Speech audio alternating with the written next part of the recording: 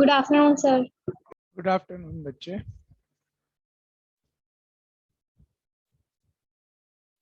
Good afternoon Bhavya. Good afternoon to all. और आप में से किस किस के स्कूल में पेपर चल रहे हैं? कोई ऐसे स्टूडेंट्स? हाँ, हैंड रेज करिए जरा अगर स्कूल में एग्जाम चल रहे हैं तो।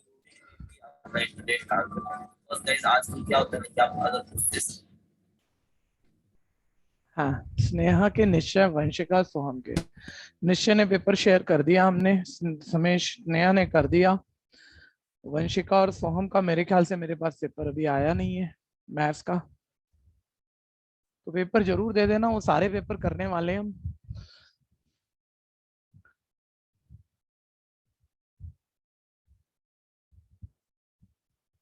Good afternoon sir. Good afternoon जी। ये आज मेरा, हाँ पहले आप बोलिए। गुड आफ्टरनून भैया। Good afternoon. Good afternoon. मैं कह रहा था लगभग लगभग एनसीईआरटी से आज पूरा हो जाएगा, और मैं 2 चैप्टर और फिर फर्स्ट सेकंड वो जल्दी होते हैं, छोटे चैप्टर हैं। नहीं, फर्स्ट तो खैर टाइम ले सकता है, सेकंड तो बहुत छोटा है। ठीक है भैया, खैर वो दोनों निपटा के बस फिर हम रिवीजन पे, एक्स्ट्रा पे, सैम्पल पेपर पे जाने की कोशिश करेंगे अगर आपकी जरूरत।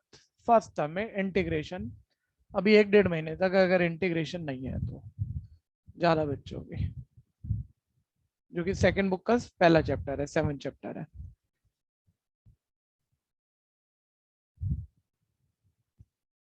ये लेकिन इन्हें ये सारा एक साथ नहीं रखना चाहिए एनसीईआरटी को।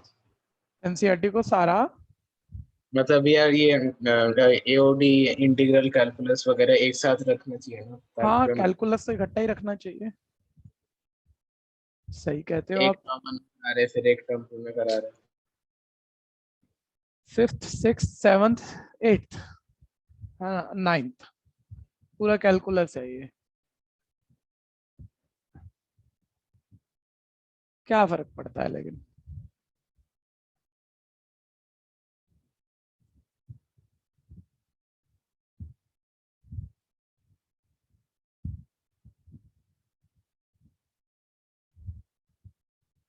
अरे लास्ट क्लास एब्सेंट कौन था यार? आप एब्सेंट बहुत हो रहे हो, जरा हैंड रेज करना।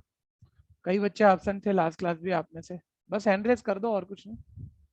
जो जो प्रीवियस क्लास एब्सेंट था। अरे प्रथम भैया, प्रथम क्या हुआ? ये थोड़ी सी तबीयत खराब हो रही है। तबीयत खराब हो रही है थोड़ी सी, ओके। और वैसे तो रोज आते हो, अभी एक ही क्लास की छुट्टी हुई है, ज्यादा हो गई? भैया इस महीने तो एक ही हुई है। इस महीने 2 छुट्टी हो गई, और हम ऑल्टरनेट भी ले रहे हैं।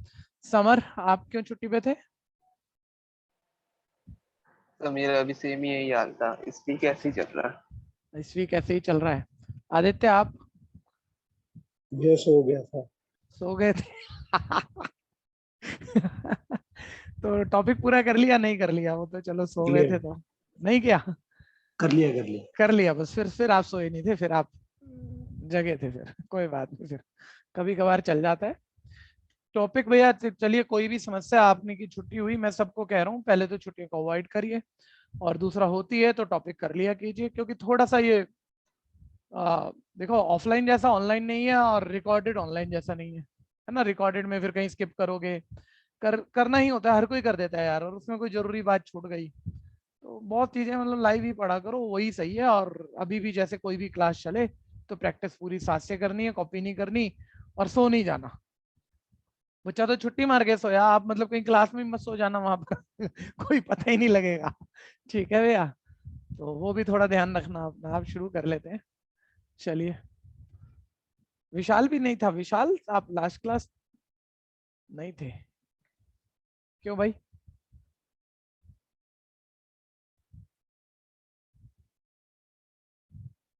क्यों भाई, क्यों छुट्टी पे था?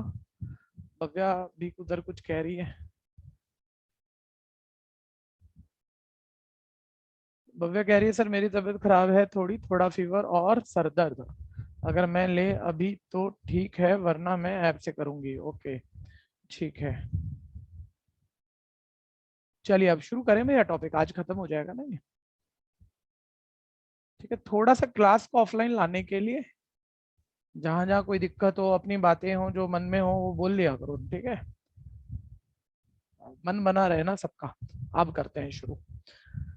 हाँ मैंने देखो चेक करो भाई, ये मैंने सेकंड कराया था लास्ट। मैंने कहा ये रेट ऑफ चेंज का इंक्रीजिंग डिक्रीजिंग पढ़ के इंक्रीजिंग डिक्रीजिंग मत बोलना, रेट ऑफ चेंज लिख के छोड़ दो, लिख के छोड़ दो, बाद में देख लेंगे करना ही नहीं करना। अभी तो लगता है सिलेबस से आउट है। ये मैंने लास्ट कराया था, बहुत इंपॉर्टेंट है। मैं अभी भी नहीं मान रहा, सबका फाइनल होगा। रिपीट एनसीईआरटी में आने वाला है, दोबारा भी कराऊंगा, इसी एक्सरसाइज में रिपीट आने वाला है। फिफ्थ क्वेश्चन ध्यान से सुनो, टेंजेंट नॉर्मल का है, सभी फोकस बनाना।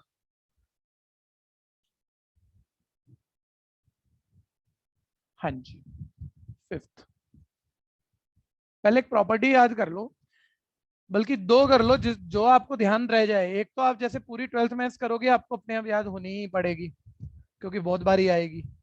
दो दूसरी वाली आपको याद रह जाए तो आप ये क्वेश्चन जल्दी कर लोगे। नई प्रॉपर्टी नहीं बता रहा, दोनों 11th स्ट्रेट लाइन की प्रॉपर्टी है। ठीक है, 11th में आप क्या पढ़ते थे, ध्यान से देखो। स्ट्रेट लाइन, किसी स्ट्रेट लाइन का इक्वेशन, किसी स्ट्रेट लाइन का ओरिजिन से परपेंडिकुलर डिस्टेंस अगर p है, जबकि ये जो लाइन की बात नहीं कर रहा भैया, इसे लाइन कह रहा हूं मैं, लाइन का ओरिजिन से डिस्टेंस p है। ये distance measuring line x axis के साथ एंटी क्लॉक रोटेट होके जो एंगल बनाए वो मान लो ओमेगा है, या चलो थीटा कह देते हैं, थीटा है, कोई भी नाम दे सकते हैं, थीटा है। तो इस लाइन की इक्वेशन का फॉर्मूला होता था x cos omega, normal form हम इसे कहते थे। वहां भी बहुत कम यूज हुई थी, ज्यादा बारी यूज नहीं हुई थी, 11th में भी है। X cos omega plus Y sine omega is equal P. ठीक है भैया, ये एक प्रॉपर्टी है। अभी एक मिनट सुनना, यहाँ ना कोई मतलब कुछ प्रूविंग देगा वो कि किसी पॉइंट का, ठीक है भैया, किसी ओरिजिन किसी पॉइंट से, ठीक है, किसी नॉर्मल का डिस्टेंस फिक्स दिखाना है हमें, अभी ढंग से पढ़ लेंगे। तो किसी पॉइंट यानी ओरिजिन से कोई नॉर्मल, मतलब एक स्ट्रेट लाइन ही है, का डिस्टेंस फिक्स दिखाना है।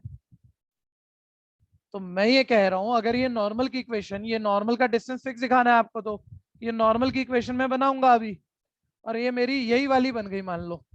ये ओमेगा तो कोई एंगल ही है, कुछ भी आ गया मान लो, ये यही बन गई। सेम फॉर्म, वो नॉर्मल फॉर्म जो आप 11th में पढ़ते थे। अगर आपको, वैसे बच्चे भूल जाते हैं फिर भी मैं कह रहा हूं, अगर आपको ध्यान आ गया सर ओरिजिन से लाइन का परपेंडिकुलर डिस्टेंस पी हो, तो लाइन की इक्वेशन ही होती है और यही बनी है।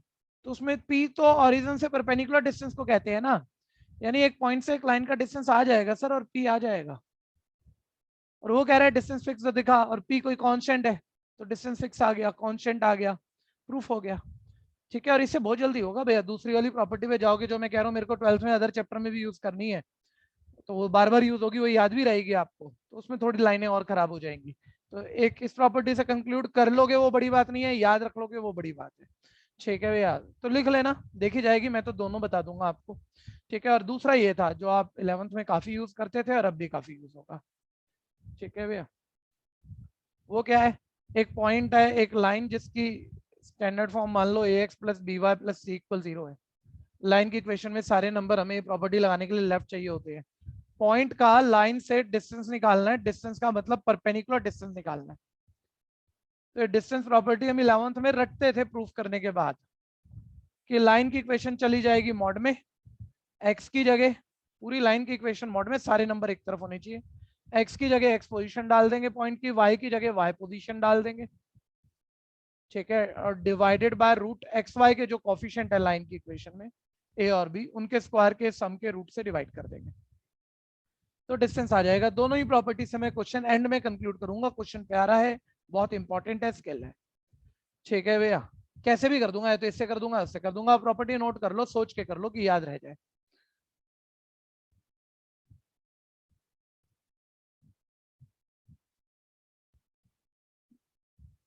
रोहन लेट आया, पुष्टि लेट आई है। एक बार ये सुन लो आप फटाफट से, क्वेश्चन में यूज होनी है प्रॉपर्टी। ठीक है, बेटर क्वेश्चन है, दोनों देखना बच्चे। हमने कहा एक लाइन जिसका ओरिजिन से, 11th में स्ट्रेट लाइन में पढ़ते थे, पुरानी प्रॉपर्टी है। एक लाइन जिसका ओरिजिन से परपेंडिकुलर डिस्टेंस p है, और ये डिस्टेंस, परपेंडिकुलर डिस्टेंस नापने वाली लाइन एक्स एक्सिस के साथ थीटा एंगल बना रही है, थीटा एंगल, तो सॉरी ओमेगा नहीं, फिर थीटा लिखना पड़ेगा। ठीक है, तो लाइन की इक्वेशन का formula X cos theta plus Y sine theta equal P है, होता है, ये प्रूफ किया था हमने 11th में, अभी तो याद कर लो, नॉर्मल फॉर्म कहते थे हम इसे। मैं कह रहा हूं कभी आपने किसी लाइन की इक्वेशन बनाई, ये बन गई, यही बन गई, तो इसका मतलब ये ओरिजिन से इस लाइन का जो डिस्टेंस है, ये राइट साइड वाला नंबर है जो भी है, और ये P है, मान लो ये 4 आ गया, तो पॉइंट का ओरिजिन से लाइन का डिस्टेंस 4 है। अगर यहाँ 4 आ गया, P आ गया, तो P है, कांस्टेंट है, फिक्स है। या तो ये सुन लो, या इससे कर सकते हैं, दो में से कोई एक लगाएंगे।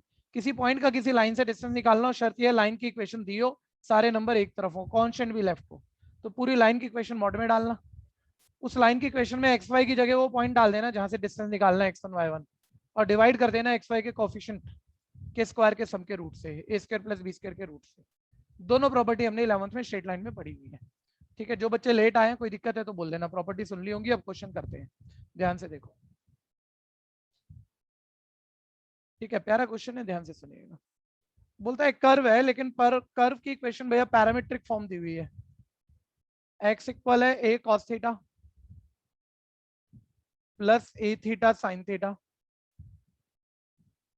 ठीक है भैया, और y इज इक्वल है a sign theta minus a theta cos theta. एक बारी पूरी वर्किंग सुन लो ध्यान से, फिर करते हैं। हाँ, बोलते हैं इस कर्व पे जो नॉर्मल बनेगा जहां थीटा पॉइंट पे, वो तो कह रहा है एट एनी पॉइंट थीटा, और थीटा पॉइंट कैसे हो सकता है, इतना तो आप सब जानते हो, पॉइंट तो एक ऑर्डर पेयर होता है, तो वो मूवमेंट दे रहा है भैया। वो थीटा मतलब ऐसे भी नहीं कहा 30 डिग्री, मान लो मैं कहता जहां थीटा 30 है, तो जहां थीटा 30 है आप डाल दो, जहां भी थीटा 30 है वो मूवमेंट डाल दो, तो एक्स वाई यानी एक ऑर्डर पेयर आ ही जाता। वो कह रहा है जहां थीटा थीटा है, जहां थीटा थीटा है तो थीटा की जगह थीटा ही रहने दो, तो एक्स कोमा वाई आ गए, कुछ भी आ गए, ट्रिग्नोमेट्री वाले आ गए, वो एक पॉइंट है। वो पॉइंट तुम्हें ये देखना चाहिए, वो एक पॉइंट है। उस पॉइंट से जो नॉर्मल बने, तो पहले तो टेंजेंट ही बनाओगे नॉर्मल के लिए, और कॉन्टेक्ट पॉइंट से टेंजेंट पे परपेंडिकुलर लाइन नॉर्मल। बोलता है इस नॉर्मल का ओरिजिन से डिस्टेंस कांस्टेंट है, फिक्स है, प्रूफ करो। इस कर्व पे थीटा पॉइंट से जो नॉर्मल बने, उस नॉर्मल का कोई ओरिजिन, ओरिजिन 0 0 हुआ, से डिस्टेंस फिक्स है, वेरी नहीं करेगा, बदलेगा नहीं, जो है वही है। ऐसा आपको प्रूफ करना है। तो मैं क्या करने जा रहा हूँ, सुनना, बोलूंगा पूरा लेकिन थोड़ा सा कम में काम हो जाएगा। पहले हम कर्व का derivative dx bye D theta dy by D theta निकालेंगे, आपस में डिवाइड करेंगे, dy बाय dx कर्व का डेरिवेटिव आ गया।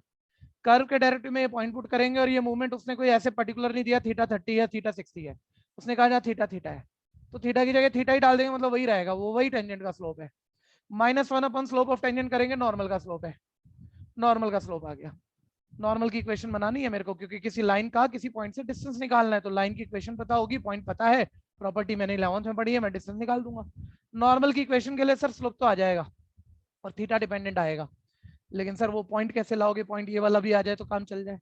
अरे भाई ये पॉइंट एक्स कोमा वाई है, तो मैं एक्स वाई पता है, उठा के लिख लो यहाँ पे, और उससे ज्यादा रिफाइन आप कर नहीं पाओगे, क्योंकि कह रहे वो थीटा का मतलब भाई थीटा ही लेना है, थीटा का मतलब थीटा ही लेना है, तो एक्स कोमा वाई मतलब यही बनेगा ऑर्डर पेयर, वो एक पॉइंट, और जो तुमने स्लोप डाला हो वो आप नॉर्मल की इक्वेशन बना लेना फॉर्मूले से।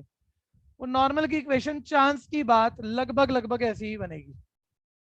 तो या तो आपको जो मैंने अभी प्रॉपर्टी बताई थी आपके नॉलेज है कि ओरिजिन से लाइन का डिस्टेंस अगर पी हो और वो राइट साइड वाला एंगल थीटा हो, तो ये नॉर्मल फॉर्म है, और उसमें ओरिजिन से लाइन का डिस्टेंस पी होता है, और पी फिक्स नंबर है, पी बदल नहीं सकता, तो हमारा डिस्टेंस फिक्स आ गया, प्रूफ हो गया।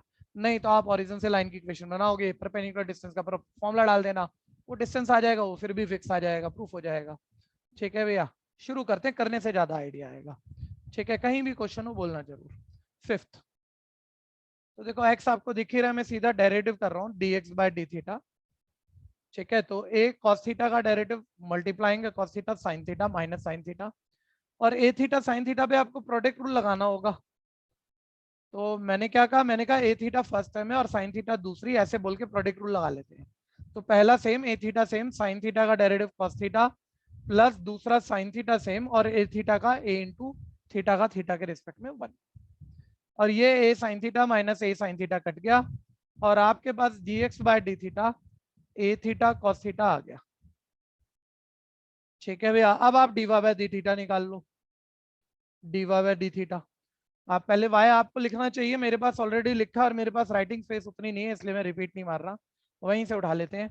a sin थीटा का डेरिवेटिव cos थीटा।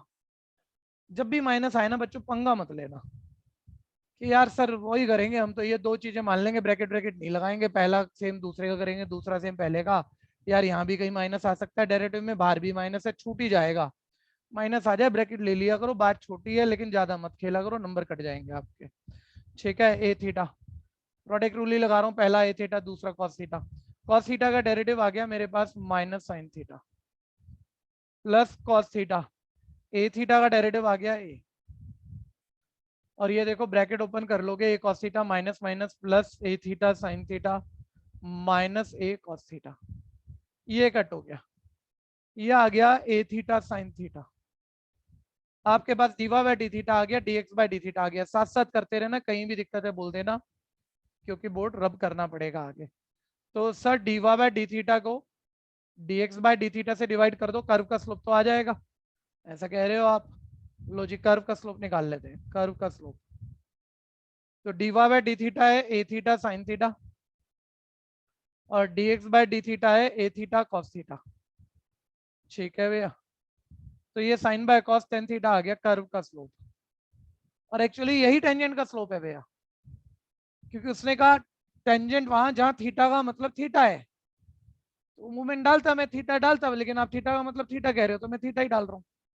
तो यही है टेंजेंट का स्लोप, एक लाइन बढ़ा देते हैं, लेकिन स्लोप ऑफ टेंजेंट यानी एक्चुअली वो कर्व पे हर पॉइंट पे बनने वाले टेंजेंट और हर पॉइंट पे बनने वाले नॉर्मल, उस टेंजेंट पे बनने वाले नॉर्मल से ओरिजिन का डिस्टेंस फिक्स है, वो एक जनरल प्रूफ करा रहा है एक्चुअली आपसे। ठीक है, क्योंकि थीटा पर्टिकुलर तो दे नहीं रहा वो। ठीक है, लेकिन आप रहो साथ, भैया कर्व का डेरिवेटिव कर्व का स्लोप आ गया। अब आप सोचो यार इस टेंजेंट का स्लोप निकालना है, ये टेंजेंट किस पॉइंट पे बना है, पॉइंट नहीं बोलता है जहां थीटा का मतलब थीटा है, तो थीटा डाल लो इसमें, तो डालोगे तो कोई बदलाव तो होगा नहीं, ये आ गया टेंजेंट का स्लोप आपका। कोई कंफ्यूजन यहाँ पर? ठीक है भैया, टेंजेंट का स्लोप आ गया। अब मैं इसे नॉर्मल का स्लोप बना लेता हूँ, नॉर्मल का स्लोप। ठीक है, क्योंकि मेरे को ओरिजिन से नॉर्मल का डिस्टेंस फिक्स दिखाना है, तो मैं ये कर रहा हूँ नॉर्मल की इक्वेशन बना रहा हूँ। पॉइंट है और पॉइंट से लाइन का डिस्टेंस हमें निकालना आता है, हम 11th वाली प्रॉपर्टी से निकालेंगे। तो टेंजेंट का नॉर्मल आ गया, तो भाई नॉर्मल की इक्वेशन बनाने के लिए स्लोप और एक पॉइंट चाहिए, तो slope of normal minus one upon slope of tangent होगा, minus one upon slope of tangent tan theta है। और वैसे तो इसे साइन कॉस ही लिख देना चाहिए था, आप ना इसको टेन थीटा को साइन बाय कॉस ही रहने दो, साइन बाय कॉस ही, क्योंकि वही चलेगा हमारे को। ठीक है, तो ये नीचे साइन और बाय कॉस पलट के चला गया ऊपर, कॉस साइन रहने देना, कॉट मत लिखना। ठीक है, लिख सकते हो लेकिन वापस लौट के आओगे क्या फायदा। ठीक है, नॉर्मल का स्लोप आ गया। सर नॉर्मल की इक्वेशन बनाएंगे अब।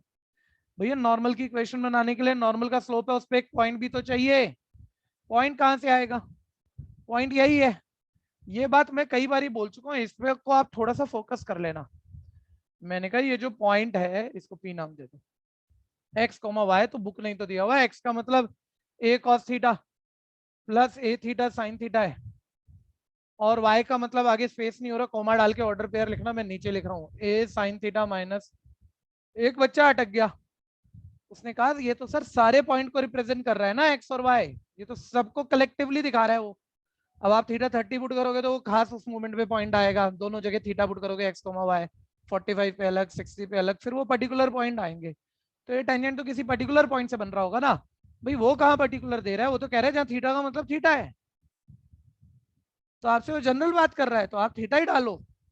ठीक है, और आप फिर ज्यादा चलो सोच रहे हो, सोच लो कि जब थीटा की जगह थीटा ही डाल रहा हूं तो थीटा तो कुछ भी हो सकता है, यानी ये जो टेंजेंट का स्लोप आया था थीटा की जगह थीटा ही रहा, और नॉर्मल का स्लोप आया था, ये एक्चुअली हर पॉइंट पर बनने वाले टेंजेंट और उन पे बनने वाले परपेंडिकुलर नॉर्मल, उन सभी का स्लोप आ गए, सारे नॉर्मल के स्लोप आ गए कलेक्टिवली। अब जैसे जैसे थीटा बदलते जाओगे वो पर्टिकुलर नॉर्मल के स्लोप बनते जाएंगे, ये सभी नॉर्मल के स्लोप आ गए। बोलते हैं जितने नॉर्मल बनेंगे ना सबका ओरिजिन से डिस्टेंस फिक्स है, यही प्रूफ करना है इन जनरल, तो ये चल रहा है एक्चुअली। तो ठीक है भाई, सभी नॉर्मल के स्लोप आ गए, अब इक्वेशन भी सभी नॉर्मल की बना लो। ठीक है भैया, तो इसलिए ये पॉइंट थीटा डिपेंडेंट चलेगा आपका। ठीक, जो थ्योरी सोचते हैं ना उनके लिए बोला मैंने, ए cos theta plus a theta sine theta. अब पॉइंट भैया, पॉइंट चाहिए ना एक आपको, x1 y1 यही लिख दूं, ये तो लिख ही दिया है x1 y1, ये पॉइंट हो गया, आपको पता है नॉर्मल का पॉइंट है, नॉर्मल का स्लोप है, बना लो इक्वेशन। बढ़िया क्वेश्चन है, स्किल क्वेश्चन है, ध्यान देना, कैलकुलेशन अभी जाएंगी इसमें काफी। तो एक बार फॉर्मूला लिख देता हूँ, कोई भूल ना रहो। ठीक है, y minus y1 slope of normal into x minus x1। तो देखो y माइनस y1 का मतलब पॉइंट की y पोजीशन और माइनस पे साइन तो बदल लेना, माइनस ए साइन थीटा, ये माइनस माइनस हो जाएगा plus a cos theta plus a theta cos theta. ठीक है भैया, is equal slope of normal, cos by sine ही रहने दो, minus cos by sine, cot बनाने की जरूरत नहीं है, सारा साइन कॉस पर है, अभी सिंप्लीफिकेशन होगी। x माइनस x1 का मतलब है a cos थीटा, जिसने भी पहले कर ले कोई भी, वो हैंड रेज जरूर देना, प्लस स्पेस तो बची नहीं, a थीटा साइन थीटा, काम चला लो भाई बिल्कुल, ये लो आ गया होगा, दिख गया होगा ना नुक्कड़ पे, a थीटा साइन थीटा। हाँ सर अजीब सी बड़ी लंबी सी इक्वेशन बनी है भाई, कर लो क्रॉस मल्टीप्लाई, अभी आसान हो जाती है। मिश्रा भाई करा, अंकित मिश्रा कर गया, लेकिन आप अपना फोकस बना के रखो, ठीक है। हाँ जी करो फटाफट करो, नॉर्मल की इक्वेशन। माइनस ए थीटा को साइन थीटा नहीं होनी चाहिए। हाँ यहाँ माइनस था तो साइन तो आगे बदलना है, तो बदल दिया, चलिए।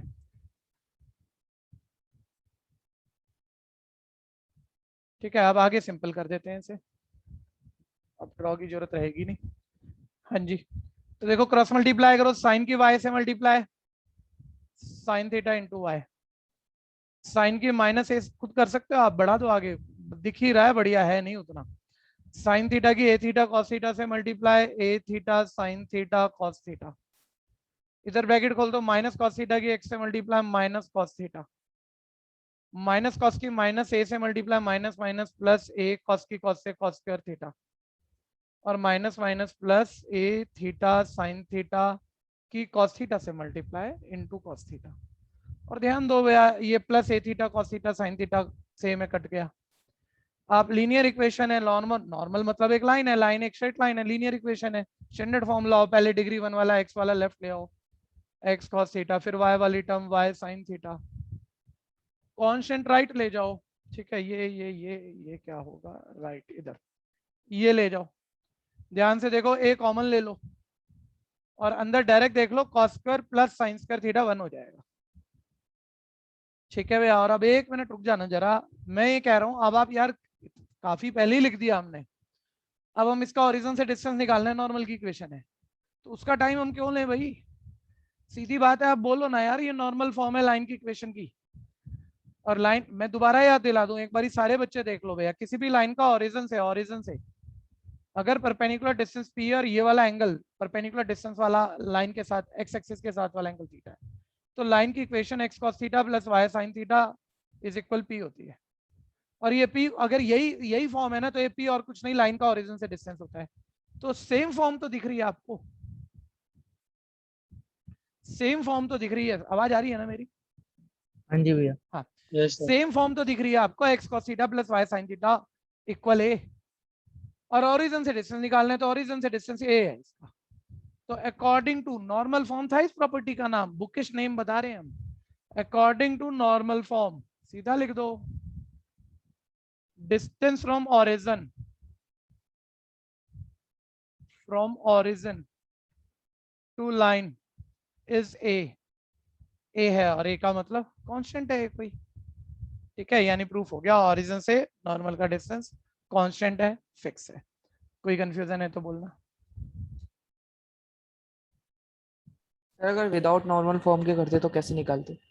0 0 से डिस्टेंस निकाल ले, इसको लेफ्ट ले जाओ, माइनस से इक्वल 0, प्रॉपर्टी बताई थी ना, एक्स वाई ओरिजिन से डिस्टेंस निकालना है, यहाँ 0 डाल दे, तो ऊपर माइनस ए का मॉड अपॉन रूट ए square plus b square cos square plus sine square, वो नीचे 1 हो जाएगा, माइनस ए का मॉड प्लस माइनस ए आ जाएगा, ए कांस्टेंट है, बाहर प्लस माइनस है, वो पॉजिटिव बनाने के लिए है, वो ध्यान देना, वो कंडीशनल है, उसे दो आंसर मत समझ लेना जब ये आ जाए, तो वो ए नेगेटिव है तो नेगेटिव उसके इसके लिए प्लस करेगा, और पॉजिटिव है तो पॉजिटिव, ये बात एक ही है, ये दो नहीं है, समझते हो ये बात? हाँ जी भैया।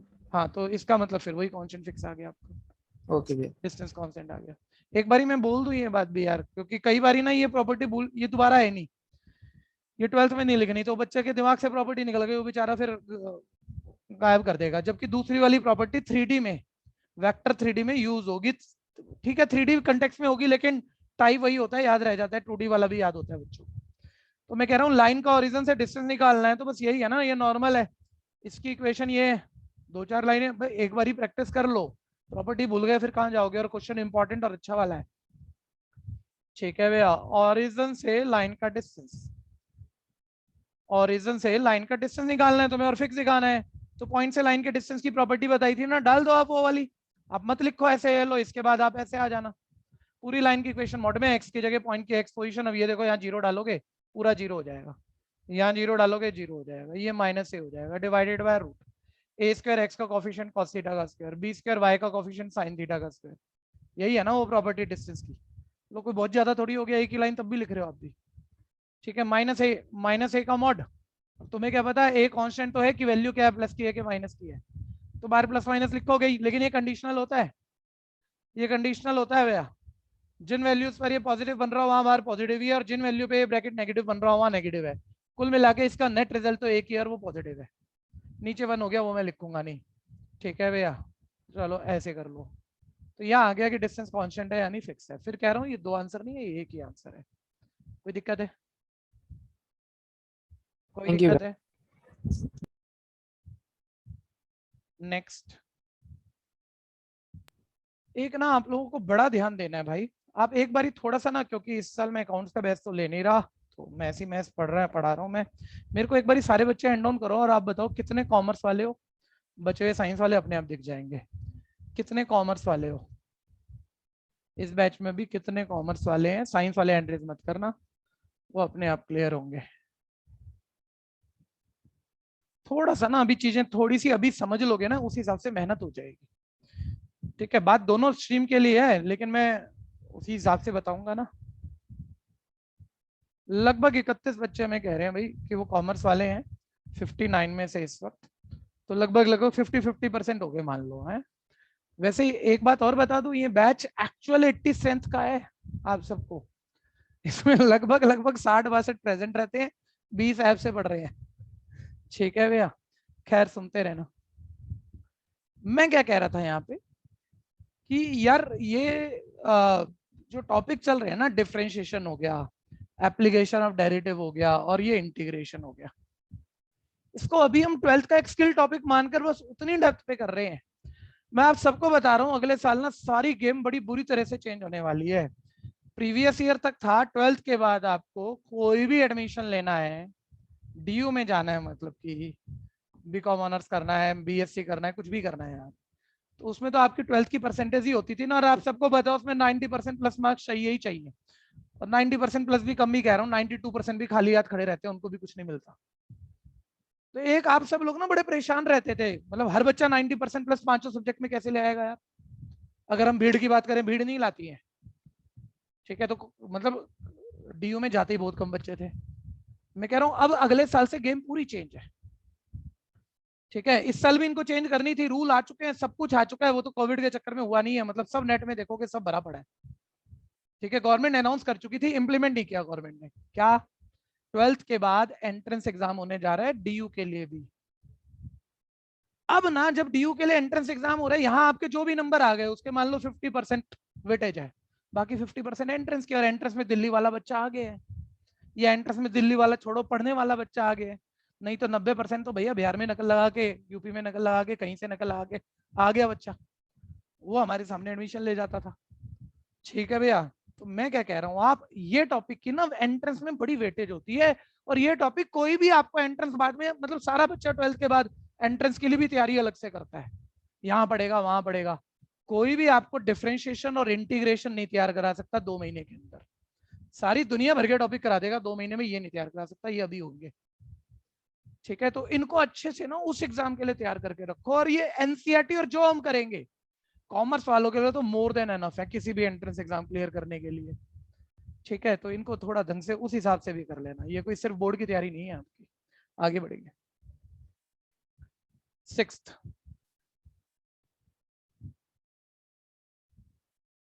4 sin x minus 2x minus x cos x divided by 2 plus cos x।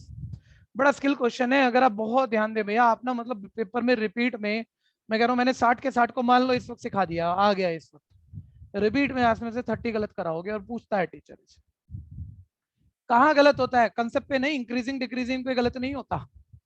देखो मैं स्टार्ट आपसे किसी बढ़िया से बच्चे से पूछ लेता हूँ, अपने आप पता लग जाएगा कैसे गलत होता है। ठीक है भैया, प्रियांशु बताएगा। प्रियांशु इंक्रीजिंग डिक्रीजिंग पहला स्टेप बोल, क्या करूं? देख लो बच्चा भी बढ़िया से बढ़िया पकड़ा है मैंने, बोल दे यार जल्दी बोल दे। इंक्रीजिंग डिक्रीजिंग के रूल तो पता है कैसे चेक करते हैं? ये ट्रिपल सर फर्स्ट डेरिवेटिव करेंगे, देखो गलत रूल कहीं गलत नहीं, कहीं से कहीं तक। सर फर्स्ट डेरिवेटिव करेंगे, 0 के इक्वल रखेंगे, टर्निंग पॉइंट आएंगे, नंबर लाइन पर टर्निंग पॉइंट देख लेंगे कौन कौन से हैं, इंटरवल बनाएंगे, इंटरवल के बीच के टेस्ट पॉइंट स्लोप में डाल के प्लस का तो इंक्रीजिंग, माइनस का तो डिक्रीजिंग, रूल तो यही है और बच्चा यही करेगा, उसे क्वेश्चन रटने थोड़ी है, सोच के करता है वो। ठीक है भैया, फंस जाएगा भाई, ये बहुत बड़ी डेरिवेटिव है, इसकी फर्स्ट डेरिवेटिव 0 के इक्वल टर्निंग पॉइंट रख, फर्स्ट डेरिवेटिव करना, फिर 0 के इक्वल रख के टर्निंग पॉइंट निकालना, जान निकल जाएगी आपकी। ठीक है, तो इसमें पहला ये स्टेप ना, ये क्वेश्चन ऑलरेडी रिपीट हुआ है, मैं थोड़ी देर में दिखा दूंगा अभी जब एग्जाम्पल की सीरीज पे जाऊंगा, एक्सरसाइज में था, लेकिन पिछली बार ही आसान शक्ल से था, पिछली बारी वो तब जब ये क्वेश्चन एक्सरसाइज में ही था, इंक्रीजिंग डिक्रीजिंग की एक्सरसाइज में ही था, जब ये था तो इस शक्ल से था, बस यहाँ कॉस होगा, यहाँ साइन होगा, टाइप यही था, बिल्कुल यही था। अब इसने वो एलसीएम लेके वो ऐसे दे दिया, और आप में से जो 30 बच्चे कह रहे हो ना जो रिपीट में गड़बड़ करेंगे ही करेंगे, वो बस इसका सीधा डेरिवेटिव करेंगे, अब उससे होना नहीं है। अरे भाई सिंपल हो रहा है, पहले ये ध्यान से देखो, इन दोनों में एक्स कॉमन आ रहा है, माइनस एक्स कॉमन आ रहा है, अब आपको सेपरेट करना चाहिए, नहीं तो वो डेरिवेटिव बड़ी लंबी है इसकी, और फिर वो हर बच्चा सिंपल कर ही लेगा, ऐसा होता नहीं है। ठीक है, और पेपर में तो टाइम भी लिमिट होती है, देखो टीचर आप जितनी मर्जी किताबें देख लो, जितने मर्जी टीचरों को सुन लो, तो रोज रोज पढ़ाएंगे, उन्हें तो रटा भी है, उन्हें तो पहली बार ही नहीं करना ना हो, तो देख वो कोई ऐसे तुम्हें कहानी नहीं बताएगा, इस बात पे बसेगा, बोले हाँ एक्स कॉमन आ गया, सेपरेट कर लिया, ले कट गया, अब मैं अपनी कहानियां बोलता रहूंगा, अब आप भी कर लो, हो भी जाएगा, लो जी। ठीक है भैया, तो वो बात समझना जरा, ये बाद में नहीं करते आप, ये ध्यान रखो, इसको स्टार मार्क करो। ठीक है, यहाँ लिखो, यहाँ एक पेन चलाओ अपनी बुक के ऊपर, कॉमन लेना है। ठीक है, तुम्हारे जो बढ़िया वाले नंबर आएंगे ना, तुम्हारी किताब तुमने पेन चला चला के तैयार की हुई है, उस बात पर आएंगे, पता लगेगा तुम पढ़ते हो। ठीक है भैया, अब ध्यान देना, हाथ ये लेने वाले रखना, देने वाले मत रखना, लेने वाले रखोगे तभी मतलब हर जगह मेहनत करते रहना, लिखते रहना किताब में, किताब नहीं लेके बैठे ना, अब ये कह रहा हूँ 50% बच्चा बुक नहीं लेके बैठा हुआ, देखो। ठीक है, आप ध्यान से देखना, सर मैं तो यही बात कह रहा था यार, अब फर्स्ट डेरिवेटिव करेंगे, लेकिन एक और पंगा है, जरा ध्यान से सुन लेना, बोल रहा है इंक्रीजिंग डिक्रीजिंग, भैया ट्रिग्नोमेट्रिक फंक्शन है, ट्रिग्नोमेट्रिक फंक्शन, ठीक है, फर्स्ट डेरिवेटिव हो जाएगा, 0 के इक्वल रख देंगे, टर्निंग पॉइंट आ जाएंगे, लेकिन ट्रिग्नोमेट्री तो भैया एक साइन का भी ग्राफ कह लो, इनफाइनाइट पॉइंट पे टर्न कर जाता है, तो क्या मैं इनफाइनाइट इंटरवल बना के हर जगह बताता रहूंगा कहाँ इंक्रीजिंग कहाँ डिक्रीजिंग? नहीं सर, आपने कहा था जब ट्रिग्नोमेट्रिक फंक्शन हो कुछ कहे ना तो 0 से 360 के बीच नेचर बता देना, 0 से 360 के बीच में जो टर्निंग पॉइंट आ रहे हैं उसी से इंटरवल सेट करके भाई कहाँ इंक्रीज कहाँ डिक्रीज अपने आप से ले लेना, क्योंकि उसके आगे पीछे तो पीरियोडिक होती है मोटे तौर पे बातें, वो फिर वैसे रिपीट मारता है, तो ये बात तुम्हें पिक करनी पड़ेगी, तुम्हारी नॉलेज होनी चाहिए, यूज हुई नहीं अभी तक, एक क्वेश्चन में हुई थी बस और दूसरा अब है। ठीक है भैया, अब ध्यान देना शुरू करते हैं।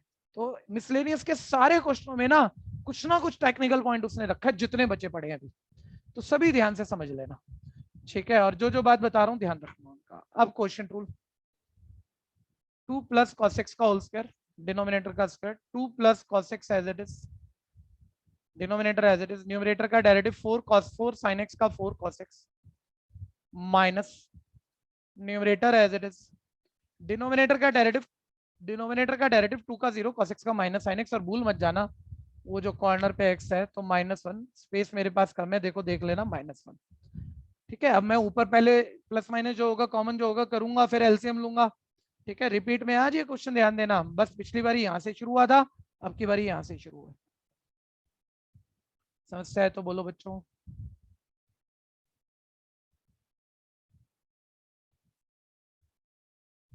एक F dash x is equal, bracket खोलो, देखो 4 cos x की 2 से multiply 8 cos x, 4 cos x की cos x से मल्टीप्लाई 4 cos स्क्वायर x।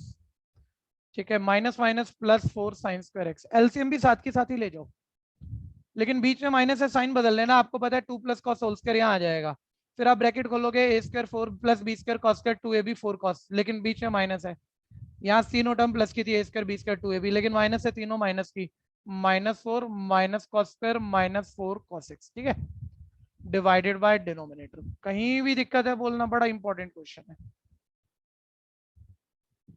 ठीक है, अब ऊपर कॉम्प्लिकेटेड दिख रहा होगा लेकिन जेन्युइनली नहीं है, काफी चीजें कट रही हैं, ध्यान से देखो, 8 cos x में 4 cos x माइनस करोगे आप तो ये आपका 4 टाइम ऑफ cos x आ जाएगा, इधर ध्यान दो 4 कॉमन लोगे cos square plus sin square 1 हो जाएगा, ये -4 एज इट इज। ठीक है भैया, ये minus cos square x as it is, divided by करते रहना साथ साथ 2 प्लस ये 4 माइनस 4 हमारा कट हो गया, ठीक है भैया। फिर ध्यान देना, फिर ऊपर से cos x कॉमन ले लो, अंदर 4 minus cos x divided by 2 plus cos x का होल स्क्वायर इज इक्वल है f डैश x, ठीक है भैया। यहां तक पहुंचे हम, सिंप्लीफाई पूरा कर दिया हमने जितना हो सकता था, फैक्टर वेक्टर बना लिए पहले ही, ठीक है। अब थोड़ा सा ना एक चीज और ध्यान देना, 1 मिनट और रुकना। पिछली बारी आपकी समझ ये क्वेश्चन बिल्कुल इंक्रीजिंग डिक्रीजिंग टॉपिक के स्टार्ट में था, 6वां 7वां क्वेश्चन है उस एक्सरसाइज का। मैंने शुरू 4 से की थी, शुरू के 2-3 बाद में करा दिए थे पलट के आपको, ठीक है भैया। तो बिल्कुल शुरू में देखा था, उस वक्त आपको ज्यादा पता नहीं था, तो हर बात थोड़ी सोच रहे थे आप।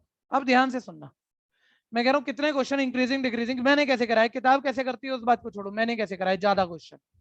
जब स्लोप आ गया, मैंने स्लोप को 0 के इक्वल रखा, टर्निंग पॉइंट आ गए, टर्निंग पॉइंट नंबर लाइन पे इंक्रीजिंग ऑर्डर में सेट करके इंटरवल बना दिए, और इंटरवल के बीच के टेस्ट पॉइंट डाल डाल के इंक्रीजिंग डिक्रीजिंग चेक कर दिए, जो किताब भी करती है, बहुत बारी करती है किताब भी, दोनों मेथड ले रही है, चाहे एनसीईआरटी के एग्जांपल देखो चाहे और किताबें पढ़ो।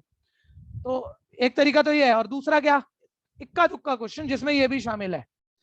एक लॉग वाला था, याद हो, log 1 + x वाला इसी के नीचे था, दोनों बड़े इंपॉर्टेंट क्वेश्चन थे। इक्का दुक्का क्वेश्चन, हमने टर्निंग पॉइंट नहीं निकाले, हमने कहा टाइम क्यों लगाए यार, वो सीधी बात। तुम ये पूछ रहे हो ना इंक्रीजिंग डिक्रीजिंग कहाँ है, तो भैया ये स्लोप जब जब ये स्लोप 0 से बड़ा होगा वहां इंक्रीजिंग होगा, और वो 1 सेकंड में दिखेगा। अभी ध्यान से सुनना, तुम पहले सोच ही लो, क्योंकि तुम्हें ना जजमेंट करनी होगी यार, वो टर्निंग पॉइंट निकाल के करूं जल्दी निकल जाऊंगा क्वेश्चन से, कि ऐसे कर लूं कि बहुत जल्दी हो जाएगा, लिखना कम पड़ जाएगा, सारी समझ बना लो। तो एक बार ही सुन लो भाई, जहां ये स्लोप 0 से बड़ा है वहां इंक्रीजिंग है, और जहां ये स्लोप 0 से छोटा है वहां डिक्रीजिंग है। तो एक बार ही देखना, स्लोप ये आ रखा है आपका, ये क्वांटिटी परफेक्ट स्क्वायर है, एक्स की हर रियल वैल्यू के लिए पक्का पॉजिटिव है, इसे आप नेगेटिव कर ही नहीं सकते। ये क्वांटिटी आपकी हर हालत पॉजिटिव है, क्योंकि आपको भी पता है कॉस की जो रेंज है क्लोज -1 से 1 तक आती है, चाहे एक्स जो मर्जी हो जाए। तो भैया ये -1 से 1 के बीच का कोई भी नंबर है, बड़ा नंबर तो प्लस का है, तो यह आंसर भी आपका प्लस का है। तो आप सोचो कोई रैशनल क्वांटिटी लिखी है आपके पास जिसमें ये फैक्टर प्लस का है, सेकंड ये फैक्टर प्लस का, और ये पता नहीं क्या है, ये पता नहीं क्या है, और आप कह रहे हो भैया बता तू 0 से बड़ा कब होगा, तो ऑब्वियस ये तो है ही प्लस का, ये है ही प्लस का, यानी जब ये प्लस का होगा। और cos x 0 से बड़ा कब होता है, यानी मैं ना पहले ये कंडीशन लिखूंगा, पहले माइंड में चेक कर लो कि भाई ये पूरा 0 से बड़ा कब होगा, फिर वो मतलब ये कोई कैलकुलेशन नहीं है, शिफ्टिंग नहीं है, ये मतलब थ्योरी है कि यार ये पॉजिटिव तो ये तो पॉजिटिव होना ही चाहिए, ठीक है। तो ये नेक्स्ट स्टेप ये आएगा, और तुम्हें सबको पता है 0 से 360 तक चेक करना है, और cos 0 से बड़ा प्लस का 0 से 360 के बीच कहाँ होता है, सिर्फ फर्स्ट क्वाड्रेंट में और फोर्थ क्वाड्रेंट में, यानी सीधा आएगा, कोई इंटरवल कोई टेस्ट पॉइंट कुछ नहीं, कि सर 0 से 90 और 90 से 360 के बीच इंक्रीजिंग है, ठीक है। और फिर वही बात, स्लोप 0 से छोटा जहां डिक्रीजिंग, भाई ये है ही चीज प्लस की, ये है ही प्लस की, तो ये नेगेटिव बनेगा कब, जब ये नेगेटिव होगा। ये नहीं आप कंक्लूड ये करोगे भैया जब cos x 0 से छोटा होगा, और 0 से 360 के बीच में cos x नेगेटिव कब होता है भाई, कब होता है, सेकंड और थर्ड क्वाड्रेंट में, यानी सीधा लिखेंगे सेकंड और थर्ड तो इकट्ठे मिल गए ना, यानी 90 से 270 तक ये डिक्रीजिंग है, मेरा काम खत्म हो गया, ठीक है भैया। फिर टर्निंग पॉइंट निकालो, फिर इंटरवल बनाओ, फिर बीच के टेस्ट पॉइंट डालो, फिर प्लस माइनस देखो, फिर बताओ, वो भी तरीका उतना लंबा नहीं है, ये भी है, ठीक है भैया। तो ये थोड़ा जल्दी निकलते दिख रहे हैं तो ऐसे करते हैं, ध्यान से सुनना, ठीक है। तो अब आ जाते हैं भैया, तुम ये कह रहे हो ना कहाँ इंक्रीजिंग कहाँ डिक्रीजिंग, तो this function is increasing where function का डेरिवेटिव और स्लोप इज ग्रेटर देन 0, ठीक है।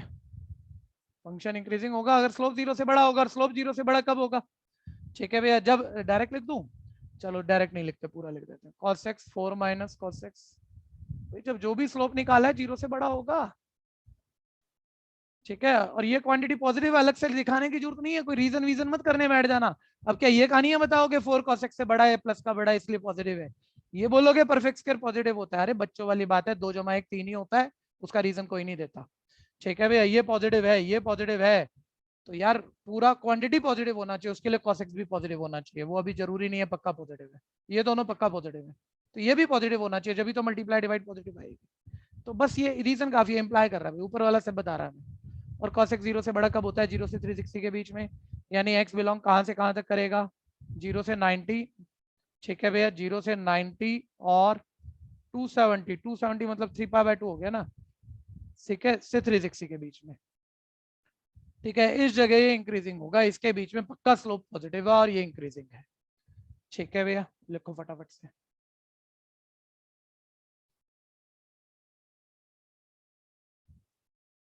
अभी डिक्रीजिंग भी लिखेंगे, बस एक लाइन और डालनी है। क्लोज ओपन पे टेक्निकल मत हो ना, उसने कोई इंटरवल दिया ही नहीं कि तुम कहो नहीं जी मैं तो ना अभी ना increasing, strictly increasing, close open सब सोचूंगा। भाई वो कुछ नहीं कह रहा, तो क्यों ज्यादा सोचेगा? अरे भाई बता दे इंक्रीजिंग डिक्रीजिंग का है। लो मैंने 0 से 360 के बीच में जहाँ इंक्रीजिंग था बता दिया तुम्हें, और क्या बताऊंगा? तुम भी इंक्रीजिंग ही पूछ रहे हो ना, तुमने इंटरवल दिया कहाँ है? क्लोज ओपन की कहानी है, मत सोचने बैठ जाना। एक जनरल आंसर पूछा है, जनरल आंसर हमने दिया है। ठीक है, जब स्पेसिफिक होके पूछोगे तभी तो कुछ एक्स्ट्रा करेंगे ना। फंक्शन डिक्रीज कब होगा? जब उसका स्लोप 0 से छोटा होगा।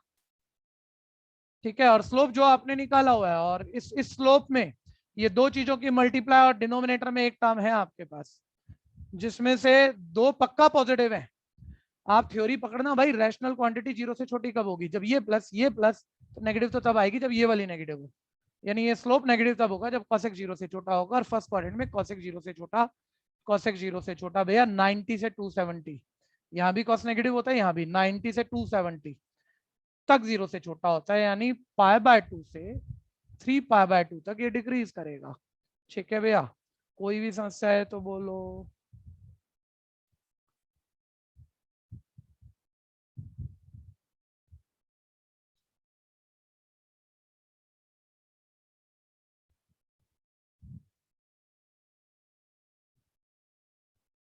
सेवंथ,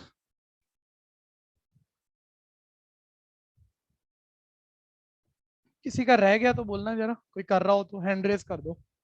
कोई भी कर रहा है तो हैंड रेज कर दीजिए, नहीं तो रब होगा।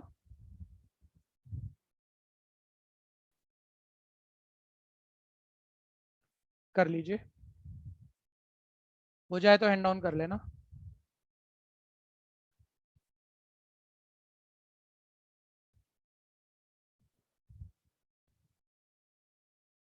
गौतम कोई दिक्कत बच्चे?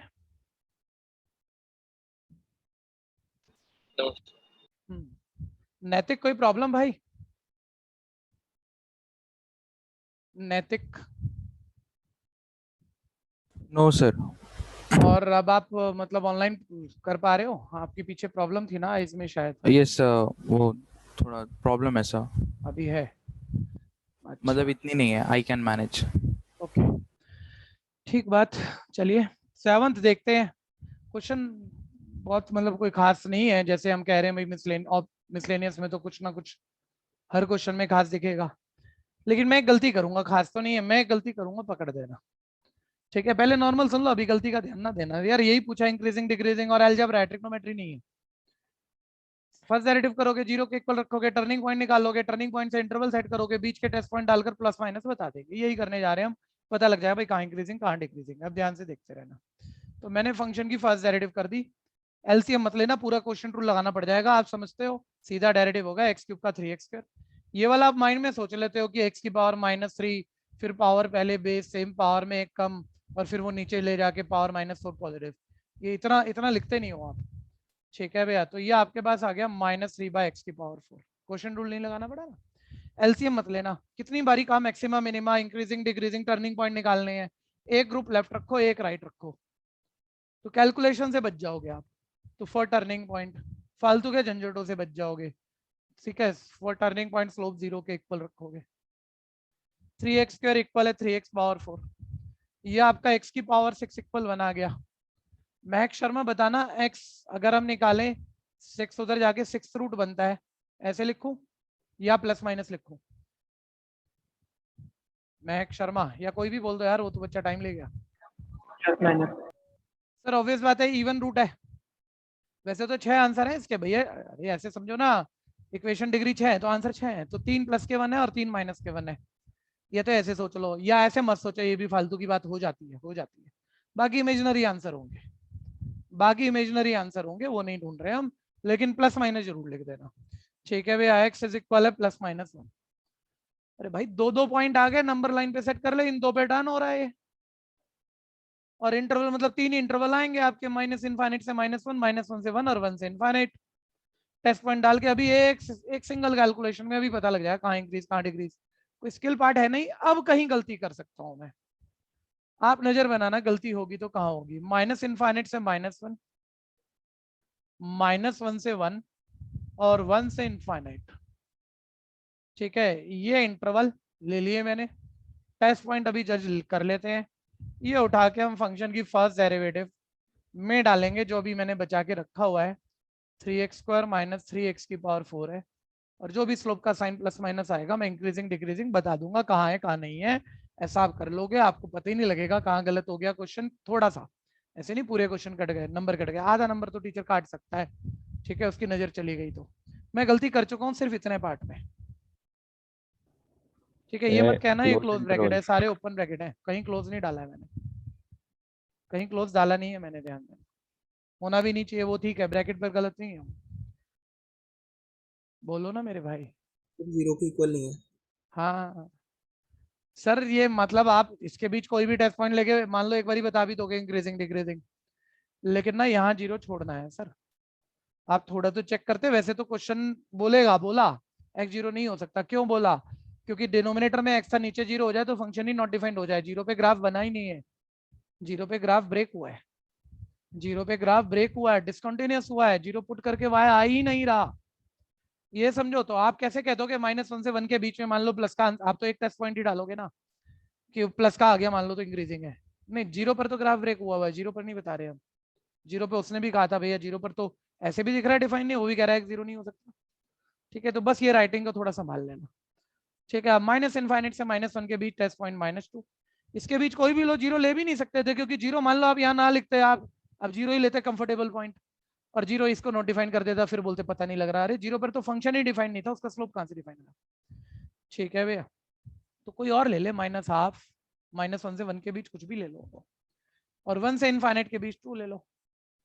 अब देखो -2 यहाँ डालूंगा, -2 का स्क्वायर +4, 4 3 12, और -2 की पावर 4 16, और बड़ा नंबर आपको पता है प्लस का, ये 12 बहुत बड़ा है 3/16 से, 3/16 तो 1 से छोटी बात है, यानी ये पॉजिटिव है, आपको साइन ही देखना है, यानी ये इंक्रीजिंग है। यहाँ पे -1/2 फुट करो, -1/2 का स्क्वायर +1/4 मतलब 3/4 हो जाएगा, या -1/2 की पावर 4 1/16, माइनस की पावर 4 तो +1/16 प्लट के ऊपर 16 3 48, 48 बड़ा नंबर है माइनस का, ये तो 1 से भी छोटा है, 3/4 0.75 होता है, यानी ये नेगेटिव है, यानी यहाँ डिक्रीजिंग है। ठीक है भैया, और 2 पर तो 2 का स्क्वायर 4 3 12, बात वही है फिर जो सबसे पहले नंबर पे आई थी, बड़ा नंबर प्लस का, ये पॉजिटिव है, इंक्रीजिंग है। तो हमने बता दिया भैया, और टेबल में ही लिखा हुआ, आगे थ्योरी देने की कोई जरूरत नहीं है कि किस इंटरवल पे इंक्रीजिंग है किस पे डिक्रीजिंग है। ठीक है भैया, आप जब तक स्ट्रिक्टली वर्ड मत लिखा करो, जब तक क्वेश्चन स्पेसिफिक ना हो रहा हो, फालतू में लिख के पंगे मत ले लेना। वैसे स्ट्रिक्टली इंक्रीजिंग डिक्रीजिंग भी है नहीं इंटरवल पे। ठीक है, क्योंकि स्लोप पॉजिटिव ही है, कहीं रुका नहीं है, हमने कहीं क्लोज नहीं किया है कहीं भी। ठीक है, लेकिन जितना पूछा उतना ही जवाब दो ना, क्यों फालतू टेक्निकल पॉइंट लिखना है जब तक उसने बोला ही नहीं है।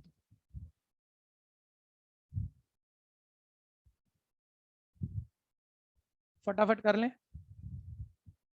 कोई कंफ्यूजन हो तो बोलना भाई। कार्तिक को कोई कंफ्यूजन? No sir. नैना कोई बच्चे दिक्कत है तो बताओ। No sir. Sarthak? No sir. ठीक है, सार्थक प्रैक्टिस चल रही है घर पे कि नहीं? सर चल रही है ठीक ठाक, मतलब ज्यादा नहीं हो रही। क्लास टू क्लास ही चल रहे हो ना? हाँ सर, थोड़ा बीच में रह जाता, कभी कभार कवर हो जाता है। ये थोड़ा सा समझो भाई, ये भी ऑनलाइन में ये हो रहा है सभी के साथ। अब ऑफलाइन से कंपेयर हमें नहीं करना चाहिए यार, पुरानी बातें, हम जिस स्थिति में जी रहे हैं उसी की तो बात करेंगे। ठीक है, तो आप सारे बच्चों की ज्यादा प्रॉब्लम है, आप क्लास टू क्लास चल रहे हो। ठीक है, थोड़ा सा फिर ट्यून्ड अप करो, और धीरे, एकदम से नहीं होगा। एक दिन मान लो किसी ने सुना या तो कुछ करा ही नहीं। ठीक है, क्योंकि बहुत ज्यादा करना पड़ता है, क्योंकि आप भी ना एकदम से ऐसे सोचते हैं आज 24 घंटे पढ़ूंगा, ऐसे कैसे 24 घंटे पढ़ लेगा, अभी तो 1 घंटा तो क्लास में बैठ के भी मुश्किल से पढ़ रहा। ठीक है भैया, थोड़ा सा टाइम बढ़ाओ, थोड़ा सा अपने हिसाब से, जितना भी पढ़ते हो ना उसमें थोड़ा सा बढ़ाओ, आधा घंटा बढ़ाओ, और इस सोच के साथ बढ़ाओ कल उसमें आधे घंटे में 5 मिनट और बढ़ाऊंगा, और धीरे धीरे चीजें अपने सारे सब्जेक्ट एक एक करके शुरू करो। ठीक है भैया, क्योंकि अब हाथी निकल गया सुई से, पूंछ रह गई है उसकी। ठीक है जी, और फिर वो जेन्युइन कंपटीशन जब आएंगे तो असली नॉलेज से ही फाइट होगा फिर तो। ठीक है भैया। और फाइट तो अब भी वैसे चाहे हाथी निकले ना निकले नॉलेज पे ही होगा। एग्जाम तो देख लो, एग्जाम तो देख लो, चाहे आईआईटी का हो चाहे एंट्रेंस का हो, सारे ऑफलाइन हो रहे हैं, कोई ऑनलाइन नहीं है, कोई एग्जाम ऑनलाइन नहीं है। ठीक है भैया। तो एंट्रेंस के बिना तो अब 12वीं के बाद कुछ होना नहीं है आपका, देखते रहिएगा। तो उस चीज का ज्यादा ध्यान देना। रोज रोज मतलब हम टाइम पास करते रहे, आप मेरे साथ आगे 1.5 घंटा सुन गए, ठीक है सारी दुनिया कर रही है हम भी कर रहे हैं, ऑनलाइन पढ़ रहे हैं पढ़ा रहे हैं, ऐसे नहीं भैया। ठीक है, चीजों को इवेलुएट करो, समझदार बनो, और उस हिसाब से जो गड़बड़ हो रही है उनको ठीक करो। ठीक है, 8th कर चुके थे, 9th कर चुके थे, 10th कर चुके थे, ध्यान से चेक करो, 11th सब ये एप्लीकेशन प्रॉब्लम थी, 12th 13th। ठीक है, पॉइंट ऑफ इन्फ्लेक्शन बोला था, कई बार बोला था, इंक्रीजिंग डिक्रीजिंग जैसे क्वेश्चनों में, मैक्सिमम मिनिमम में आया नहीं एक भी क्वेश्चन प्रैक्टिकली। ये एक अकेला है एनसीईआरटी का जिसमें वो बोल रहा है लोकल मैक्सिमा का पॉइंट बता, लोकल मिनिमा का बता, इन्फ्लेक्शन का बता। 1 मिनट रुक जाना भैया, ये क्वेश्चन सारे रंग है इसके अंदर, अगर हम ढंग से पढ़ाने पे आ जाए। अगर मेरे को, जैसे मेरे को तो पता है यार इसमें क्या समस्या है, और मैं वो समस्या ना दिखाऊं और जल्दी निकलना चाहूं, तो मैं इसे बोल, उसमें आप कहीं भी क्वेश्चन बोल नहीं पाओगे, कहीं दिक्कत दिखेगी नहीं आपको। देखो मैं अगर नॉर्मल इस क्वेश्चन से निकलना चाहूंगा ना, मैं कैसे निकलूंगा, देखो मैं सीधा इसका फर्स्ट डेरिवेटिव करूंगा, 0 के इक्वल टर्निंग पॉइंट, ये सभी को करना ही है, सबको पता ही है। मैं टर्निंग पॉइंट जब आएंगे ना, उसके बाद मैं फर्स्ट डेरिवेटिव टेस्ट पे आ जाऊंगा अचानक से। मैक्सिमम मिनिमम ढूंढना है ना, मैं फर्स्ट डेरिवेटिव, मैं सेकंड डेरिवेटिव टेस्ट की बात ही नहीं करूंगा। ठीक है, फर्स्ट डेरिवेटिव टेस्ट, और फर्स्ट डेरिवेटिव टेस्ट में सबको पता है, मान लो एक टर्निंग पॉइंट, उसके लेफ्ट हैंड पॉइंट पुट करा slope negative, right hand point slope positive, ये टर्निंग पॉइंट है, यानी लेफ्ट गिर रहा है राइट बढ़ रहा है, तो मिनिमम हो गया। तो ऐसा थोड़ी तुम्हें समझ में नहीं आएगा और तुम कोई क्वेश्चन बोल लोगे। लेकिन मैं फिर कह रहा हूं, तुम्हें क्वेश्चन रटे नहीं हुए हैं, सामने वाला जो 3 बारी, चाहे तुम हो चाहे कोई और हो, 3 बारी कराओ, उसको क्वेश्चन रटे हो, उसको क्वेश्चनों की समस्या पता है। अगर मैं सेकंड डेरिवेटिव कराऊं तो मेरे को कंसेप्ट ज्यादा कहना पड़े, और वो चीज सुन लो आप एक बारी कि भाई एक्चुअली तो सारा क्वेश्चन यार सेकंड डेरिवेटिव टेस्ट से होता है, क्योंकि फर्स्ट डेरिवेटिव करा 0 के इक्वल रखा, टर्निंग पॉइंट आ गए, सेकंड डेरिवेटिव में बस टर्निंग पॉइंट डाल के प्लस का आंसर आए तो मिनिमम, माइनस का आए तो मैक्सिमम, जल्दी तो वही होता है।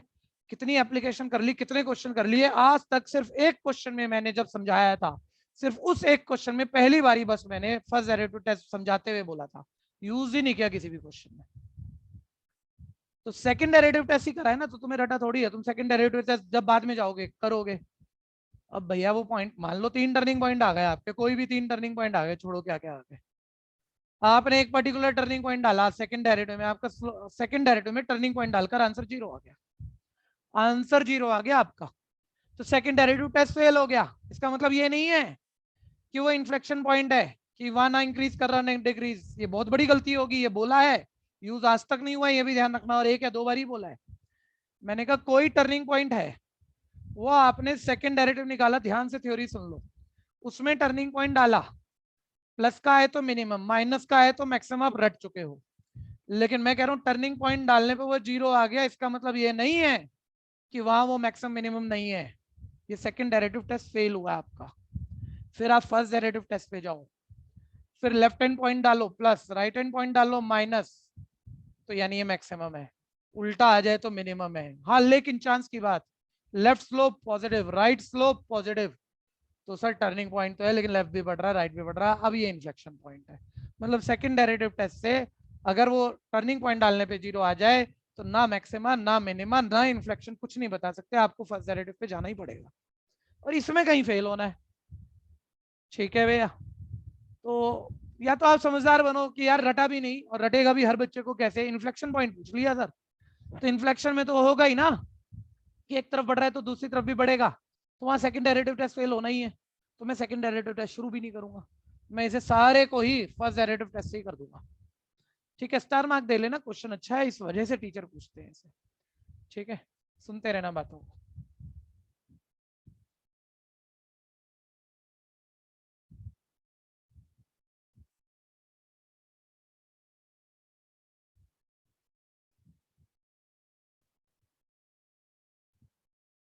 हाँ जी, अब ध्यान देना जरा, फंक्शन मेरे पास है, वो बोलता है भैया वो पॉइंट बता दो जहां local maxima local minima, local पता है आपको, नेबरिंग पॉइंट में सबसे बड़ी जहां वैल्यू हो वो पॉइंट एक्स पोजीशन बतानी है, जहां सबसे छोटी वैल्यू हो फंक्शन की वाई सबसे छोटा हो वहां उसकी एक्स पोजीशन बतानी है और इन्फ्लेक्शन पॉइंट बताना है। तो अभी तो हम नॉर्मल शुरू कर लेते हैं। ठीक है, फंक्शन का फर्स्ट डेरिवेटिव मजेदार क्वेश्चन है, ध्यान से करिएगा। तो प्रोडक्ट रूल भैया, पहला वाला सेम, दूसरे वाले का डेरिवेटिव 3 इंटू एक्स प्लस 1 का होल स्क्वायर। बेस का जरूर सोच लेना, लिख भी दिया करो 1 हो चाहे, कभी छूट जाए और 1 ना हो तो क्वेश्चन गड़बड़ हो जाएगा आपका। एक्स प्लस 1 का होल क्यूब, सेकंड का डेरिवेटिव 4 इंटू एक्स माइनस 2 की होल पावर 3 और इंटू बेस का तो आपका 1 आ ही जाएगा। आपको ही पता है फर्स्ट डेरिवेटिव के फैक्टर होंगे तो 0 के इक्वल रख के टर्निंग पॉइंट आएगा, बीच में प्लस बैठा है, आप कॉमन लोगे ही, आप शुरू कर चुके होंगे। एक्स प्लस 1 का होल स्क्वायर, एक्स माइनस 2 का होल क्यूब, ये कॉमन आ गया। ठीक है, एक्स प्लस 1 का होल स्क्वायर कॉमन है तो 3 बचा, एक्स माइनस 2 3 टाइम कॉमन है तो एक बार ही बचा नॉर्मल। ठीक है, यहाँ आपका एक्स प्लस 1 का होल स्क्वायर पूरा कॉमन है और एक्स माइनस 2 का होल क्यूब कॉमन है, ये खत्म। यहाँ एक्स प्लस 1 का होल स्क्वायर कॉमन निकाला है, एक बार ही बचेगा, इंटू में 4 बचेगा, तो 4 इंटू एक्स प्लस 1 ये आ गया। समस्या है यहाँ तक तो बोलना। ये आ गया एक्स प्लस 1 का whole square into X minus 2 का whole cube into 3x plus 4x, bracket खोल लिया, एक्स वाले क्लब कर लिए, माइनस 5 प्लस 4 ऐसे आ गया।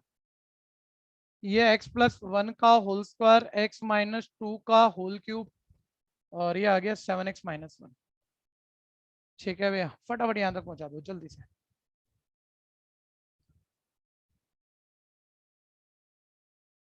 और आप ध्यान देना टर्निंग पॉइंट के लिए, फॉर टर्निंग पॉइंट।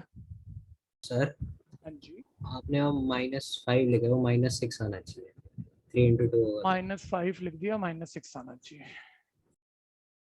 ठीक है जी, ये -6 आना चाहिए तो ये -2 होना चाहिए। ठीक है जी, तो टर्निंग पॉइंट के लिए मैंने फर्स्ट डेरिवेटिव 0 के इक्वल रख दिया। इस पहले वाले फैक्टर से x माइनस 1 आ जाएगा, दूसरे वाले से x2 आ जाएगा, और रेटिफिकेशन भी भैया काम करते हैं।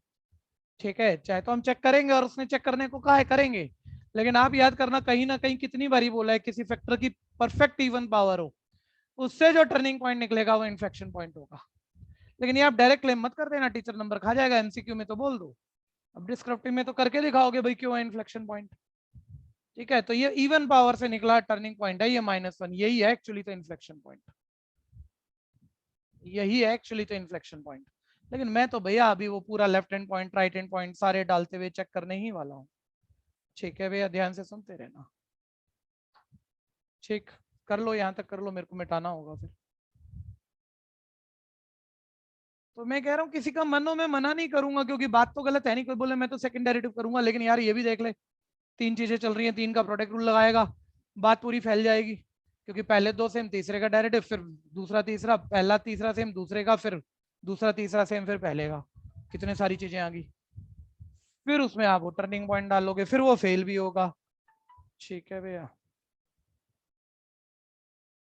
ठीक है भैया, फिर आप वापस फर्स्ट डेरिवेटिव पे जाओगे, इन्फ्लेक्शन पूछा ही है उसने, फेल होना ही चाहिए, तो सीधा फर्स्ट डेरिवेटिव टेस्ट ले लो ना। सर फर्स्ट डेरिवेटिव भी तो लंबा पड़ जाता है ना यार। अब देखो 1 मिनट ये चेक करो, क्योंकि इसकी प्रैक्टिस नहीं है आपको। ठीक है, -1 इंक्रीजिंग ऑर्डर में सेट करना, 2/7 और 2 इंक्रीजिंग ऑर्डर में टर्निंग पॉइंट सेट करना। सर इसमें मान लो इस अकेले टर्निंग पॉइंट पे देखना भाई क्या है, इसका लेफ्ट पॉइंट भी डालोगे, इसका राइट भी डालोगे, और वो ठीक है लेफ्ट नेगेटिव राइट पॉजिटिव सीधा यू मिनिमम बोल तो देंगे सर, लेकिन चलो एक सेट ही हो गया। फिर आप 2/7 का लेफ्ट राइट फिर डालोगे, फिर 2 का लेफ्ट राइट फिर डालोगे, तो 6 बारी करना पड़ गया। 6 बारी नहीं करना पड़ रहा, कहने की बात है। ठीक है भैया, 6 बारी नहीं करना पड़ेगा आपको। ठीक है, तो इसमें हम किस तरह से चेक कर पाएंगे, इसमें हम किस तरह से चेक करेंगे? अरे भाई -1 का ठीक है लेफ्ट हैंड पॉइंट डाल लो आप, स्लोप में कुछ भी आ गया प्लस माइनस मान लो, -1 का राइट डाल लो, कुछ भी आ गया, ठीक है मान लो प्लस ही आ गया। ठीक है, क्योंकि ये तो इन्फ्लेक्शन भी है, वैसे भी फेल ही होगा। ठीक है, तो लेफ्ट भी बढ़ रहा है राइट भी बढ़ रहा है, मतलब कि वो मैक्सिमम मिनिमा लोकल वाला पॉइंट नहीं है, ये इन्फ्लेक्शन पॉइंट है, वो कंक्लूड कर दोगे। फिर आप 2/7 का लेफ्ट पॉइंट बताओ कोई अलग डालोगे, या ये वही पॉइंट होगा जो -1 का राइट पॉइंट है, वही 2/7 का लेफ्ट पॉइंट काम करेगा कि नहीं करेगा? करेगा भैया। करेगा भैया। तो जो -1 के राइट पॉइंट पे प्लस आ गया, तो 2/7 के लेफ्ट पे तो प्लस आना ही है, दोबारा डालोगे थोड़ी, तो बोल दो भाई आ गया प्लस का, तो काम कम है एक्चुअली, उतना है नहीं, सिर्फ दिख रहा है उतना है। ठीक है, तो शुरू करते हैं। ठीक है भैया, तो पहले एट एक्स इक्वल -1 चेक कर रहा हूँ मैं। ठीक है भैया, और फंक्शन की फर्स्ट डेरिवेटिव ये है, ध्यान दो। ठीक है, फर्स्ट डेरिवेटिव ये है, इसको यहाँ लिख के छोड़ देते हैं। -1 का लेफ्ट हैंड पॉइंट -2 ले लेते हैं, -2 ले लेते हैं फर्स्ट डेरिवेटिव में, बाकी चीजें हटा देते हैं। ध्यान से देखो, ये है ना। और -2 भैया यहाँ तो डालो ही मत, आप परफेक्ट स्क्वायर है पॉजिटिव आएगा। ठीक है भैया, चलो यहाँ डालो -2 -4 का क्यूब नेगेटिव आएगा, और यहाँ डालो -2 -14 -2 फिर नेगेटिव आएगा। दो नेगेटिव और एक पॉजिटिव मल्टीप्लाई में बैठे हैं सब, तो पॉजिटिव आ गया। ठीक है, और एक राइट हैंड पॉइंट ले लो, इसके आगे लिखना भी हो तो लेफ्ट हैंड पॉइंट कह सकते हो आप इसे पॉइंट। अब -1 का एक राइट हैंड पॉइंट ले लो, राइट हैंड पॉइंट, लेकिन -1 का राइट हो लेकिन अगले टर्निंग पॉइंट से पहले हो, बीच में ही लेना कुछ, क्योंकि इस टर्निंग के बाद तो नेचर फिर बदल जाएगी। ठीक है, तो -1 का राइट लेकिन अगले टर्निंग पॉइंट से पहले, वो ध्यान देना भाई। तो -1 और 2/7 के बीच में 0 कंफर्टेबल है, 0 में कैलकुलेशन भी नहीं करनी पड़ेगी। सर ये तो परफेक्ट स्क्वायर है, पॉजिटिव आएगा ही, 0 नहीं हो जाएगा, 0 + 1 1 रहेगा, ध्यान देना पॉजिटिव ही रह जाएगा। ये 0 -2 माइनस का क्यूब सर नेगेटिव आएगा, और सर ये 0 -2 मतलब ये भी नेगेटिव आएगा, मतलब सर ये भी पॉजिटिव बन गया। और हमें तो पता था ये परफेक्ट इवन पावर से आया था, ये इन्फ्लेक्शन पॉइंट वैसे भी होना है। तो इस पॉइंट के लेफ्ट पर भी स्लोप पॉजिटिव है, टर्निंग पॉइंट के राइट पे भी स्लोप पॉजिटिव है। ठीक है, यानी ये मैक्सिमम मिनिमम का पॉइंट नहीं हुआ, लेफ्ट पे भी प्लस का है, राइट पे भी प्लस का है, यानी इन्फ्लेक्शन पॉइंट है। ठीक है भाई, तो यहाँ आप लिख दोगे। ठीक है, slope changes from positive to positive implies that x = -1 is point of inflection। Positive से नेगेटिव नहीं हुआ, नहीं तो उल्टा यू मैक्सिमम, पॉजिटिव नेगेटिव से पॉजिटिव नहीं हुआ, सीधा यू मिनिमम, पॉजिटिव से पॉजिटिव चेंज हुआ है। ठीक है, मैक्सिमम मिनिमम तो नहीं, इन्फ्लेक्शन पॉइंट होगा। Slope changes from positive to positive implies that x = -1 इस पॉइंट ऑफ इन्फ्लेक्शन। देखो कितना टाइम लग जाता, मैं सेकंड डेरिवेटिव 3 का प्रोडक्ट रूल और फिर ये डालता और फिर फेल होता और फिर मैं फर्स्ट डेरिवेटिव करता। समझदारी थोड़ा ही थी, जब पॉइंट ऑफ इन्फ्लेक्शन पूछ ही लिया तो फर्स्ट डेरिवेटिव टेस्ट से करो। ठीक है भैया, आप ध्यान देना, कर लो, मेरे को मिटाना पड़ेगा ये, तेजी से कर लो। आप अगला 2/7 लिखो, एक लेफ्ट हैंड पॉइंट में यही आ रहा है तो सीधा वो पॉजिटिव लिख दो, लेफ्ट हैंड पॉइंट यही लिख के 2/7 का लेफ्ट वही है जो -1 का राइट और वो 0 था, तो आप सीधा वो पॉजिटिव लिखो, और एक 2/7 का, जल्दी जल्दी करो यार, समझते हुए तो छोटी बात है, कहीं दिक्कत है तो बोलना।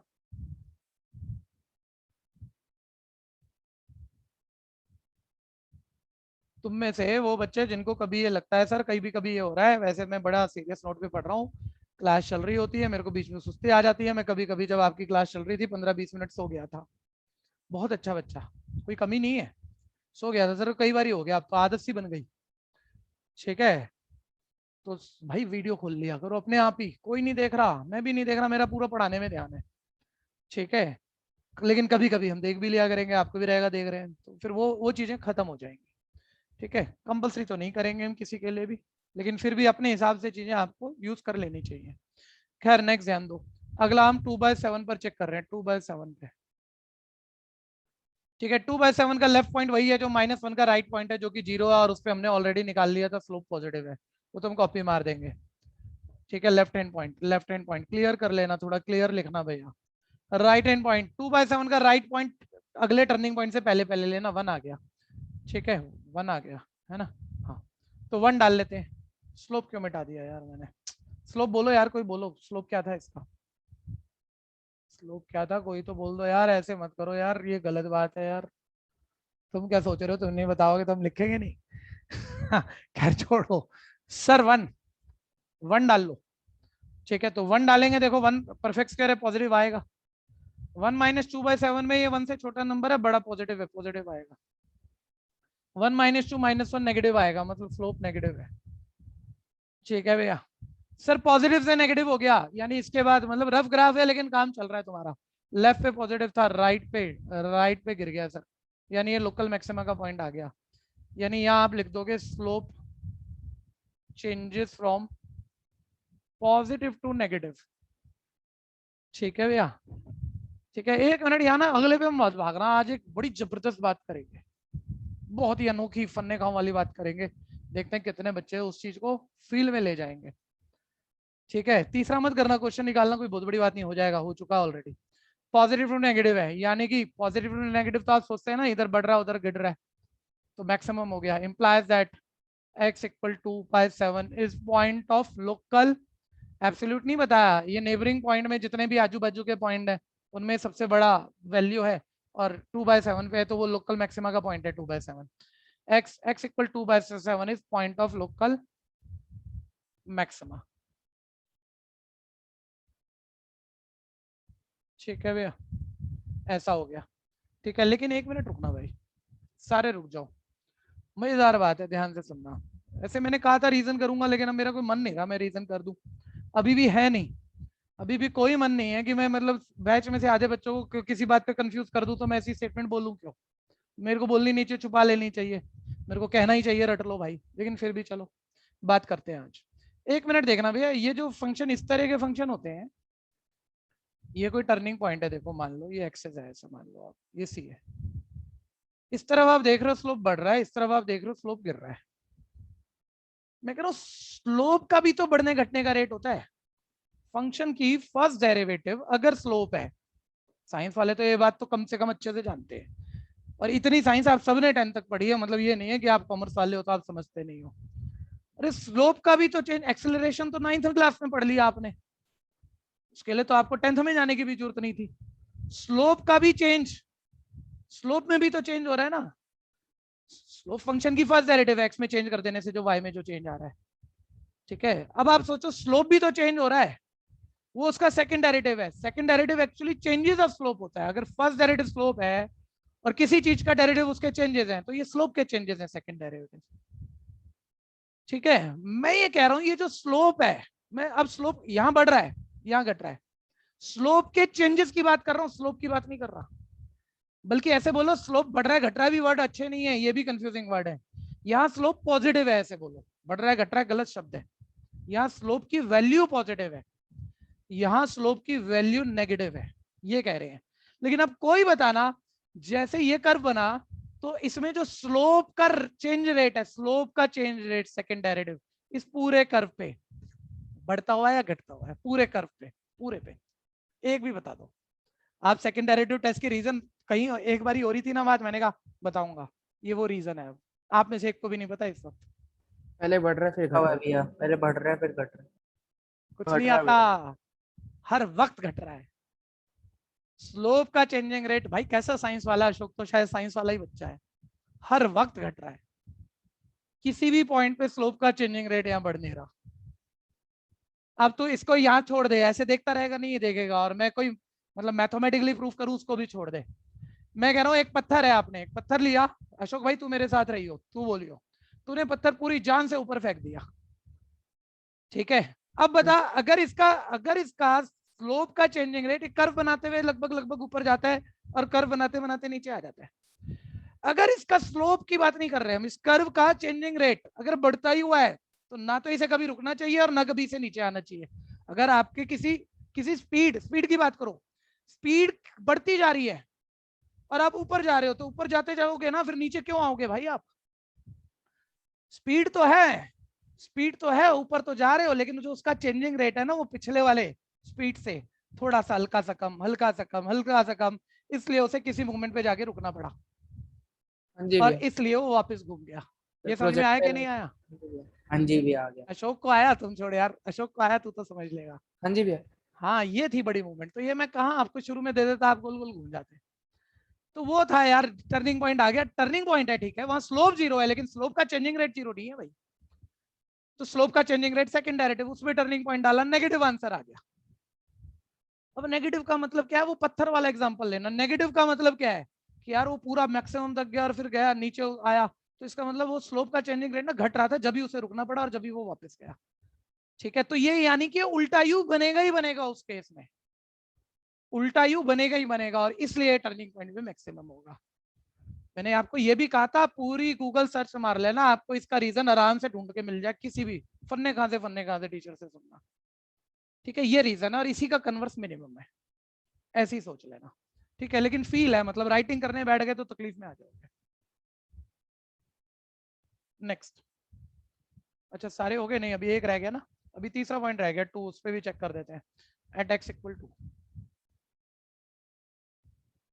ठीक है भैया, 2 का लेफ्ट हैंड पॉइंट तो वही था भैया जो 2/7 का राइट था। 2/7 का राइट हमने 1 लिया था, तो अब वो 2 का लेफ्ट हैंड पॉइंट है, ध्यान देना, उस पर स्लोप नेगेटिव आ रखी है।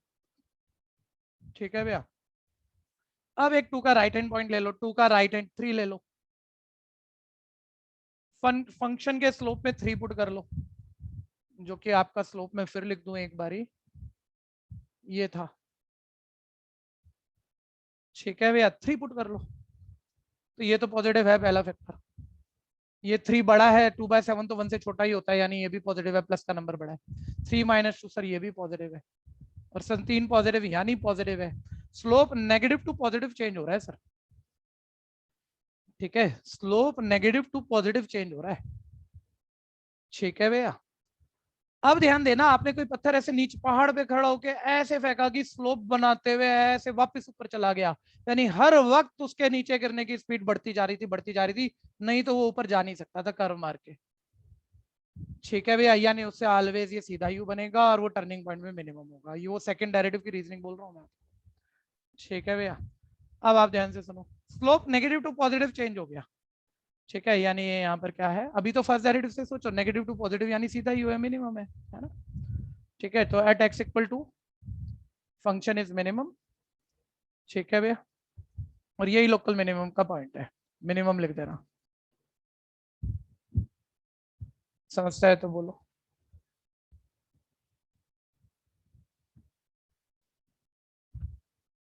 ध्यान से देखो, आगे कर लो खत्म पहले।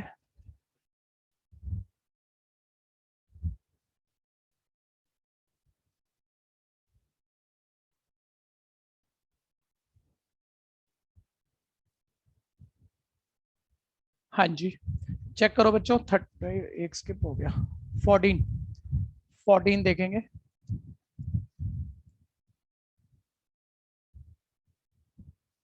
एब्सोल्यूट मैक्सिमम मिनिमम वैल्यू पूछिए, एब्सोल्यूट पूछिए, ध्यान देना, लोकल नहीं और क्लोज इंटरवल है, तो या तो कॉर्नर पे सबसे बड़ी सबसे छोटी वैल्यू होगी या बीच में जितने टर्निंग पॉइंट आएंगे। ठीक है, थोड़ा तेज से हाथ चलाना। cos square x plus sin x, तो फंक्शन का फर्स्ट डेरिवेटिव 0 के इक्वल, टर्निंग पॉइंट वो वाले जो इनके बीच हो, और यहाँ टर्निंग पॉइंट निकालने में एक छोटा सा मूवमेंट है, बस वो देखना है आपको। ठीक है, वो टर्निंग पॉइंट जब आ जाएंगे इसके बीच वाले उठा लेंगे, और कॉर्नर वो सीधा फंक्शन में उठा के कंपेयर करके सबसे बड़ा सबसे छोटा पता लग ही जाएगा। वर्किंग तो आप जानते हो, करने में कुछ ना कुछ उसने बदला है, हर अभी तक जितना सीखा उस जैसा नहीं है, थोड़ा सा चेंज है। cos स्क्वायर x का 2 cos x, आप बड़े बड़े क्वेश्चनों में छोटी बातें भूल जाते हो भाई। आप बच्चा ना, कुछ बच्चे लिख चुके हैं साइन का cos, चेन रूल मेरे को सिखाना नहीं है, अब आप इतने बड़े हो, आप किसी को बिठा के पढ़ा दोगे। ठीक है, पावर वाला फॉर्मूला लगा दिया आपने, बेस का करा ही नहीं, देखो कईयों की गड़बड़ हो गई, बिना देखे बता रहा हूँ, साइन का cos। ठीक है, ये हमारा फर्स्ट डेरिवेटिव आ गया। ठीक है, कॉमन ले लो, तो ये -2 sin x प्लस 1 ऐसा कुछ आ गया। टर्निंग पॉइंट के लिए फॉर टर्निंग पॉइंट स्लोप 0 के इक्वल रख लो, स्लोप 0 के इक्वल, तो इससे cos x 0 आ गया और sin x हाफ आ गया है। ठीक है, एक मिनट मेरी यहाँ थोड़ी सी हेल्प कर देना, एक्चुअली एक समस्या है, एक छोटी सी समस्या। आप सोचने बैठ गए तो तकलीफ है, आप ऐसे रटाफिकेशन कर गए तो आप करने के बाद मेरे कराने के बाद निकाल ही लोगे, लेकिन दिमाग चल जाता है यार कई बार, हमेशा तो नहीं चलता, और पेपर में चल जाता है, तो कंफ्यूजन दिख गई, रोक दोगे क्वेश्चन को। भाई cos x 0 पे टर्निंग पॉइंट 0 से 180 के बीच के अभी ढूंढ लेंगे, कोई बहुत बड़ी बात नहीं है, कोई भी ढूंढ लेगा, अभी बात कर लेंगे। sin x हाफ पर 0 से 180 के टर्निंग पॉइंट अभी ढूंढ लेंगे, कोई बड़ी बात नहीं है, मैंने डिग्री में लिख दिया। लो ये माइनस हाफ है ना, क्या माइनस हाफ है, माइनस तो नहीं बनेगा, हाँ जी भैया। माइनस नहीं बनेगा ना। हाँ जी भैया, पॉजिटिव। ठीक है, मैं कह रहा हूँ ये आ गए। अब मैंने बोला भाई 0 और 180 के बीच बीच वाले लिख लिए मैंने, तो एक कॉर्नर 0, दूसरा 30, तीसरा 90, चौथा 150, पांचवा 180 डाल के कंपेयर करके सबसे बड़ी सबसे छोटी बता दूंगा, क्वेश्चन खत्म है। लेकिन बाद में बच्चा सोचने बैठ जाता है, कोई कोई ना ज्यादा टेक्निकल और अच्छा दिमाग वाला बच्चा है ये, वो कह रहा है ये सारे लेने पड़ेंगे क्या जेन्युइनली। तो वो जो बीच में और एंड की कहानियां होती थी है तो अब भी भैया वो, लेकिन अब कोई डायरेक्ट भी बोल दे तो भैया बताना कम पड़ा हमें, तो हम जल्दी करा गए, हमने टाइम बचा लिया अपना, बच्चा बाद में सोच के गड़बड़ होगी, बताना बीच में एंड या और क्या होना चाहिए। तो इतना तो पता होगा यार, 10वीं का बच्चा, यार हद हो गई यार, तुमने कुछ ना सीखा, सारा पढ़ाया बर्बाद कर देते हो तुम 1 सेकंड के अंदर। ठीक है भैया, खूब अच्छे से सीखा हमने, और आपने भी सीखा ही था। अरे 2 चीजों की मल्टीप्लाई जिंदगी में दुनिया में कब 0 होती है, जब या तो सर पहला 0 हो या दूसरा सर, और या पहला 0 हो या दूसरा, सिर्फ पहला भी 0 होगा तब भी प्रोडक्ट 0 आ जाएगी, दोनों को 0 होने की जरूरत नहीं है, या दूसरा भी 0 होगा तब भी आ जाएगी, और दोनों होंगे तो भी हो जाएगी, लेकिन पहला या दूसरा यही होता है ना। ठीक है भैया, बीच में और है, और यूनियन है, मतलब कि पॉइंट ये भी कंसिडरेबल है वो भी कंसिडरेबल है।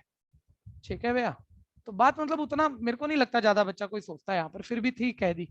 ठीक है भैया, तो चलो टर्निंग पॉइंट आ गए। अब आ जाओ, तो लेफ्ट कॉर्नर जरूर डालोगे 0, फिर बीच के टर्निंग पॉइंट हमने निकाले ही बीच के भैया, आपने देख लिया होगा cos 0 90 पर है तो याद है आपको। ठीक है भैया, और साइन हाफ मतलब प्लस हाफ इन दोनों क्वाड्रेंट में ही प्लस का होता है, और हॉरिजॉन्टल लाइन 0 180 और हाफ 30 पे होता है, हॉरिजॉन्टल लाइन के साथ 30 लिख लोगे, ये 0 + 30 30 है, 180 - 30 150, मतलब माइंड में भी निकाल लोगे। ठीक है, कोई दिक्कत है तो बोलना, मतलब मूवमेंट छोटा है लेकिन जिसको इसमें भी एक ही बारी तो पूछना होगा ना, भूल गए कोई दिक्कत लग रही है पूछ लो, पॉइंट निकालने में दिक्कत है क्वाड्रेंट सिस्टम यूज करने में। अच्छा आप मना कर रहे हो, याद रखना इस बात को, चैप्टर खत्म नहीं है, आपको एक क्वाड्रेंट सिस्टम मैं चैलेंज देता हूं, आप में से ज्यादातर फंस जाओगे, एक आधा बचा तो बचा, इतनी बात पे फंसोगे, और अभी इसी चैप्टर और एनसीईआरटी के क्वेश्चन में फंसोगे। ठीक है, अभी तो कर लेते हैं ऐसे, 0 30 90 150, ठीक है, और 180, ये सब डाल लेते हैं हम फंक्शन में और मैक्सिमम मिनिमम वैल्यू निकाल देते हैं। Absolute maximum absolute minimum function में डालनी है, फंक्शन की वैल्यू निकालनी है, ध्यान देना। तो ये था आपका function cos square x + sin x। ठीक है भैया, 0 तो cos 0 1 1 का स्क्वायर 1, sin 0 0 1 आ गई, cos 30 तो cos 30 क्या हो गया भाई, √3/2, √3/2 का स्क्वायर 3/4, sin 30 हाफ, एलसीएम ले लेना 5/4 आ जाएगा। ठीक है, 90 cos 90 0 0 का स्क्वायर 0, sin 91 1। ठीक है भैया, अब ये थोड़ा साइड नोट पकड़ लो यार, cos 150 साइड पे ही देख लो, 150 180, चलो 90 से खेल लेते हैं, 90 + 60, 90 में साइन हो जाएगा, क्वाड्रेंट रेशियो चेंज हो जाएगी, क्वाड्रेंट सेकंड में cos क्वेश्चन से देख लेना नेगेटिव आ जाएगा, -√3/2 आ गया, -√3/2 का स्क्वायर है लेकिन, तो मतलब 3/4 ही बन जाएगा। ठीक है, और sin 150 हाफ, वो भी निकाल ही लो आप, sin 150 तो sin 90 थोड़ा रफ देख लिया करो, 90 + 60। ठीक है, 90 पे vertical line ratio change, cos 60 है सेकंड क्वाड्रेंट जहां sin प्लस का आएगा, cos 60 हाफ होता है, प्लस हाफ आ गया।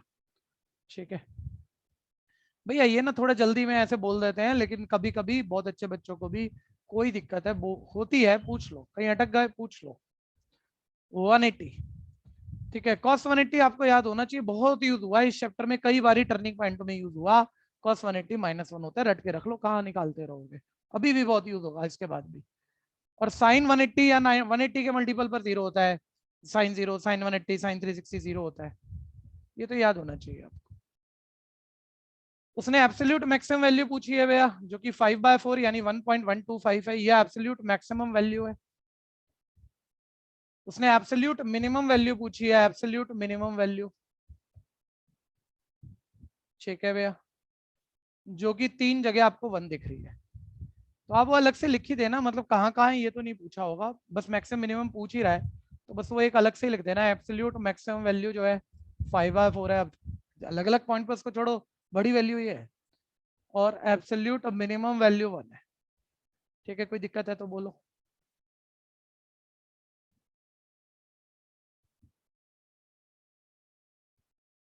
जल्दी करिएगा, 14 हो गया, देखते रहना जरा, कोई रह गया तो हैंड रेज देना, कर रहा हो कोई, बढ़ाएं आगे। सुनो, 14 हो गया, 15 देख लो, वर्ड प्रॉब्लम एप्लीकेशन कर ली हमने, 16 को मार्क करके छोड़ दो, लग रहा है नहीं नहीं, इसको मार्क करके नहीं, हाँ सही है, मार्क करके छोड़ दो, है वैसे इंक्रीजिंग डिक्रीजिंग का क्वेश्चन, लेकिन 2 टॉपिक मिलेंगे, एक मीन वैल्यू थ्योरम मिलेगी, रोल्स और mean value out of syllabus हुई है 5th चैप्टर में, एक एक्सरसाइज है मैंने स्किप मारी हुई है ऑलरेडी, रोल्स थ्योरम और मीन वैल्यू थ्योरम की पूरी 6 क्वेश्चन की एक एक्सरसाइज है, एक छोटा सा टॉपिक है, वो यूज करूं तो मैं फिर इंक्रीजिंग डिक्रीजिंग दिखाऊं, उसके बिना ये होगा नहीं, तो वो तो आउट ऑफ सिलेबस फिलहाल लगता है, तो अभी इसको रोल्स और मीन वैल्यू थ्योरम करके ऐसे छोड़ दो, रोल्स थ्योरम, ठीक है, और मीन वैल्यू थ्योरम पूरा लिखना है, तो बाद में सिलेबस में आ गई, जिंदा हो गई, तो हम पहले वो करेंगे, फिर ये क्वेश्चन लौट के करेंगे। ठीक है जी, नेक्स्ट। अच्छा, जब ये बोल रहा हूं ना, तो एक चीज तो सुन लो यार, क्योंकि चलो मीन वैल्यू को तो अब आपने पढ़ा नहीं सिलेबस में, वो तो कैसे कंक्लूड करें, और नहीं हो तो क्यों पढ़े, लेकिन ये मतलब एमसीक्यू और 1 मार्कर तो अब आना शुरू हो चुका है सारे स्कूलों में और भर के आएगा नवंबर दिसंबर तक। ठीक है, तो 1 मिनट ऐसे देखो, वो मीन वैल्यू थ्योरम, मतलब इस क्वेश्चन में ये रूल यूज होता था, लेकिन अभी हम इसमें मैं मीन वैल्यू थ्योरम नहीं बोल रहा हूँ, एक पॉइंट बोल रहा हूँ। 1 मार्कर में वो ऐसे बात कह देगा। मैंने कहा x1, ये पॉइंट की एक्सपोजिशन ऑब्वियस, मान लो कोई फंक्शन है y इक्वल fx, तो जो आप पुट करोगे यार वो x की जगह x1 x2 पुट कर रहे हो, मान लो x1 x2, मान लो x को बिलोंग कर रहा है, डोमेन है आपके। अब जब पुट करोगे तो वो जब x की जगह x1 डाला fx1 आ गया, fx1 मतलब y आ गया, ये ध्यान देना। x2 डाला y, fx2 मतलब y आ गया। मैं ये कह रहा हूं भाई आपका ना x2 x1 से बड़ा था, और जब आपने x1 x2 फंक्शन में डाले तो जो y आया, जैसे आप fx1 fx2 कहेंगे, वो x1 x2 से बड़ा था, है? तो fx1 भी fx2 से बड़ा आया। अब बताओ कि ये इंक्रीजिंग की कंडीशन है कि डिक्रीजिंग की कंडीशन है कि कुछ फालतू में तीसरी चौथी बात ऐसे कुछ भी लिख दिया, मैक्सिमम मिनिमा है कि नन ऑफ दीज है। तो आपने ऐसे तो कुछ पढ़ा नहीं है, मतलब डायरेक्ट ऐसे थ्योरी में नहीं पढ़ा, वैसे तो मैंने आपको समझाया है, लेकिन बच्चा कहाँ यार फील लेने वाले बच्चे हों तो वैसे ही काम नहीं बन जाए। ठीक है, अब ध्यान से सुनो जरा, बोलने को तो बोला है हमने कि ये देखिए ग्राफ बढ़ता हुआ है, बच्चा बोल रहा है, शुरू में बोला बच्चों ने यार ये बढ़ता हुआ है मैं कैसे मान लूं, तो मैंने कहा ना यार हर पॉइंट नेक्स्ट पॉइंट देखता जा, हर पॉइंट की एक्स वाई पोजीशन देख, अगर तेरी एक्स पोजीशन बढ़ रही है और एक्स बढ़ने से वाई पोजीशन भी बढ़ रही है, एक्स बढ़ने से मान ले इस पॉइंट से तू और आगे मूव किया, लेफ्ट से राइट मूव करना है, अगर एक्स बढ़ रही है और वाई भी बढ़ रही है तो तेरा ग्राफ इंक्रीजिंग है। ठीक है, थोड़ी बड़ी पिक्चर पे देख लो, ये लो, लेकिन जहां डिक्रीजिंग है देख रहे हो, अब आपको आइडिया ये डिक्रीजिंग है, लेकिन आप राइट जाओगे तो एक्स तो बढ़ेगा आपका, लेकिन वाई गिर रहा है आपका, वाई पोजीशन गिर रही है, ये डिक्रीजिंग है।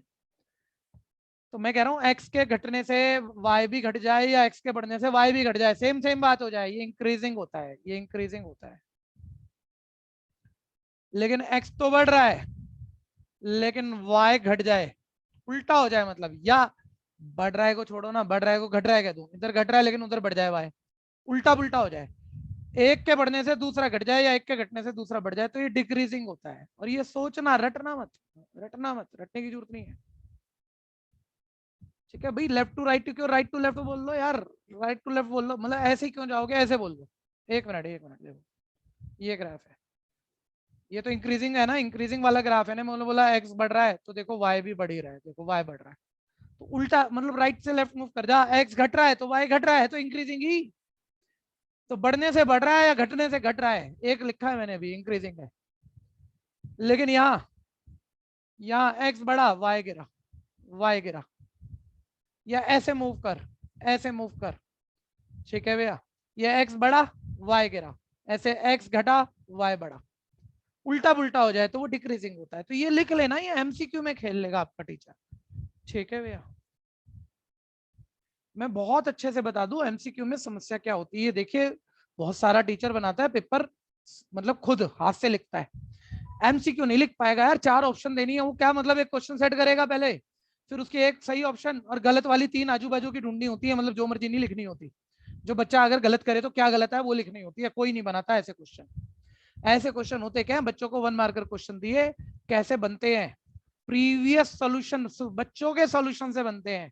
1 मार्कर डिस्क्रिप्टिव क्वेश्चन दिए, हमने सालों साल तक आपको पढ़ाया, तो हमें पता है एक क्वेश्चन जब हम देते हैं एक बच्चा सही आंसर निकालता है और 3 गलत क्या निकालते हैं, तो ये 4 ऑप्शन है जो हमें एमसीक्यू में देनी है। ठीक है, तो अब इतना तो एक्सपीरियंस कहाँ मिलेगा पेपर बनाने वाला हर टीचर, तो कॉपी पेस्ट, और कॉपी पेस्ट में जब पेपर बनता है तो कुछ भी बनता है, जो उसने नहीं पढ़ाया नहीं बताया वो भी बनता है, और वो चेक करते हुए देखता है टीचर, अरे यार ये तो मैंने भी नहीं बताया था बच्चों को, ये मैं पहले खुद समझूं और फिर बच्चों का पेपर चेक करूं। ऐसी ऐसी बातें एमसीक्यू में कहीं से कहीं तक चलती है।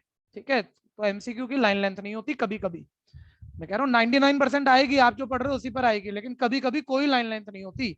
ये बात तुम्हारे लिए भी ठीक है और जब मैं कह रहा हूँ तो मेरे लिए भी उतनी ही ठीक है। ठीक है भैया, नेक्स्ट आगे बढ़ेंगे। ये ध्यान दो भैया, रेट ऑफ चेंज है भैया, ये इस पे लिख के छोड़ देना, आपको इंक्रीजिंग डिक्रीजिंग लगेगा लेकिन रेट ऑफ चेंज है। फर्स्ट एक्सरसाइज हमने स्किप की हुई है अभी। ठीक है जी, नेक्स्ट, ये टेंजेंट नॉर्मल है, अब ध्यान दो 20 x equal at T square plus 3t minus 8, ठीक है, टेक्निकल है, इसमें एक छोटा सा पॉइंट पहले सुन लो फिर कर लेना। ठीक है भैया, एक्स और वाई पैरामीट्रिक फॉर्म दी हुई है कर्व की, मतलब टी डालोगे, मान लो T1 डाला तो यहाँ भी डाल देना एक्स आ जाएगा, यहाँ भी डाल देना वाई आ जाएगा, वो एक पॉइंट हो जाएगा कि T1 पे एक्स वाई आ जाएगा, फिर 2 पे आ जाए, फिर 3 पे, फिर 4 पे, कर बन जाएगी पैरामीट्रिक फॉर्म। पहले कई बार बात हुई है। बोल रहा भैया ध्यान से सुनना, एक मोमेंट बेटर है। देखो पूछते हैं किसी से ना, आप मिलजुल के बताना। भव्य मेहंदी रत्ता बताओ, बुखार में भी लगी हुई है। ठीक है, बोल रही थी चली जाऊंगी, नहीं हुआ तो देखो बैठी हुई है। खैर मैं बात कर लेता हूँ यहाँ, भव्य से तो नहीं पूछ रहे हैं हम, कुशल बताएगा, समझदार बच्चा है, ट्राई करेगा। मैं ये कह रहा हूँ, उसने कहा टेंजेंट का स्लोप बता दे, जो कहानी आप में से सबको पता है सर, dx by dt लो, एक लाइन में आ गया। एक मिनट पहले मेरे को करा देना भैया, dy by dt 4t - 2 लो, एक लाइन में आ गया सर। dy by dt को dx by dt से डिवाइड कर दो तो कर्व का स्लोप तो आ गया सर। उल्टा पुल्टा का ध्यान देना, dy वाला ऊपर ही रहेगा, dx वाला नीचे ही रहेगा।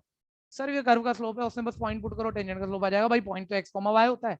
अब फंसा मैं, देखो मेरी बात का जवाब कोई भी दे दो पूरे बैच में से। ठीक है यार, x, y पता है और तुम्हारा स्लोप जो है t से आना है, तो t कैसे आएगा? तुम्हारी कर्व की स्लोप t डिपेंडेंट है, तो जब तुम्हें जिस मोमेंट पे x तुम्हारा 2 और y -1 है, उसी इंस्टेनियस उसी वक्त तुम्हें t चाहिए, उस वक्त t क्या था। तो बच्चा बोल लेगा, बोलने को इतना तो कह दो कि आप सर x t 2 पुट कर लो, y -1 पुट कर लो, t आ जाएगा यार। तो मेरे को बता दो कोई भी खास बात क्या रहेगी, t तो आ जाएगा, फिर क्या बोल दो, इतना तो पता है यार आपको। अच्छा समस्या सुन लो, x2 पुट कर लोगे क्वांटिटी का t के 2 आंसर आएंगे, y -1 पुट कर लोगे t के फिर 2 आ जाएंगे। तो ये तो भाई 4 आंसर हो गए, फिर कौन सा वाला डालोगे? ये वाला, वो वाला? सब सो रहे हो यार, कोई बोलने को तैयार नहीं है। सर जो दोनों में कॉमन होगा, जो दोनों में कॉमन होगा वही तो दोनों को सेटिस्फाई करेगा। ऐसा t चाहिए ना जो यहाँ डालें तो 2 आ जाए, और वही t यहाँ डाले तो -1 आ जाए, वो तो कॉमन वाला ही काम करेगा ना। तो वो कॉमन वाली t की वैल्यू आप यहाँ डालोगे और स्लोप ऑफ टेंजेंट आ जाएगा। ठीक है भैया, अब समय बिल्कुल खत्म है, आप इसे कर लेना, नहीं तो मैं अगली क्लास दोबारा करा दूंगा, कोई दिक्कत रहेगी, करा ही दूंगा वैसे तो मैं, आप इससे पीछे तक रखना। ठीक है, एक बात फिर, 1 मिनट कोई लीव मत मारना भाई जल्दी से। थोड़ा सा ना, मैं बार बार कह रहा हूँ यार, हम बच नहीं पा रहे इस बात से, सुस्तियां हमारे ऊपर हावी हो रही है। पूछा जा रहा है, आप मतलब ऑनलाइन में कौन बोले, सामने मेरे बैठे हो, मैं पूछूंगा, बोलना पड़ता है ना। वो बोलना पड़ता है के चक्कर में एबिलिटी डेवलप होती है, तो क्यों नहीं बोलते? ऐसे ही क्या क्लास खत्म होने के बाद पढ़ते हो? अभी मैंने कितने प्यारे बच्चे से पूछा, बोल रहे क्लास टू क्लास चल रहा हूं मैं, ज्यादा काम नहीं हो रहा।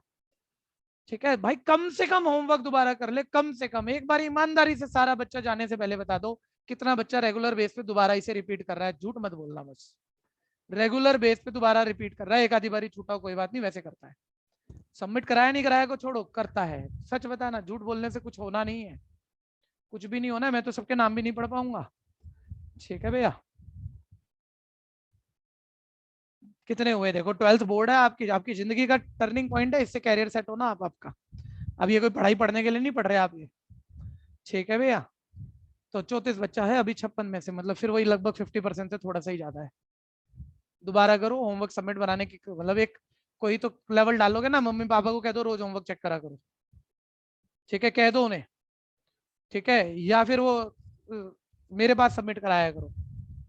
ठीक है, और मेरे पास सबमिट कराने थोड़ा हल्का लग रहा है, मेरे को व्हाट्सएप पे दिया करो, मेरे को बोल दो व्हाट्सएप पे मैसेज बोल के सर रोज बता दिया करो, मतलब ना हो तो उस दिन तो बोल ही देना, डांट ही देना मेरे को पकड़ के। ठीक है, ऐसा व्हाट्सएप पे बोल दो तो मैं डांट भी दूंगा, तुम्हें छोड़ूंगा भी नहीं।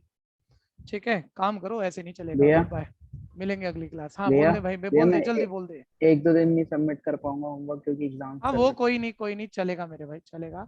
ऐसी भी बातें होती हैं, व्हाट्सएप पे बता दिया करो, आप वॉइस मैसेज बोल दिया करो। गुड बाय, लीव कर लो। Thank you, welcome.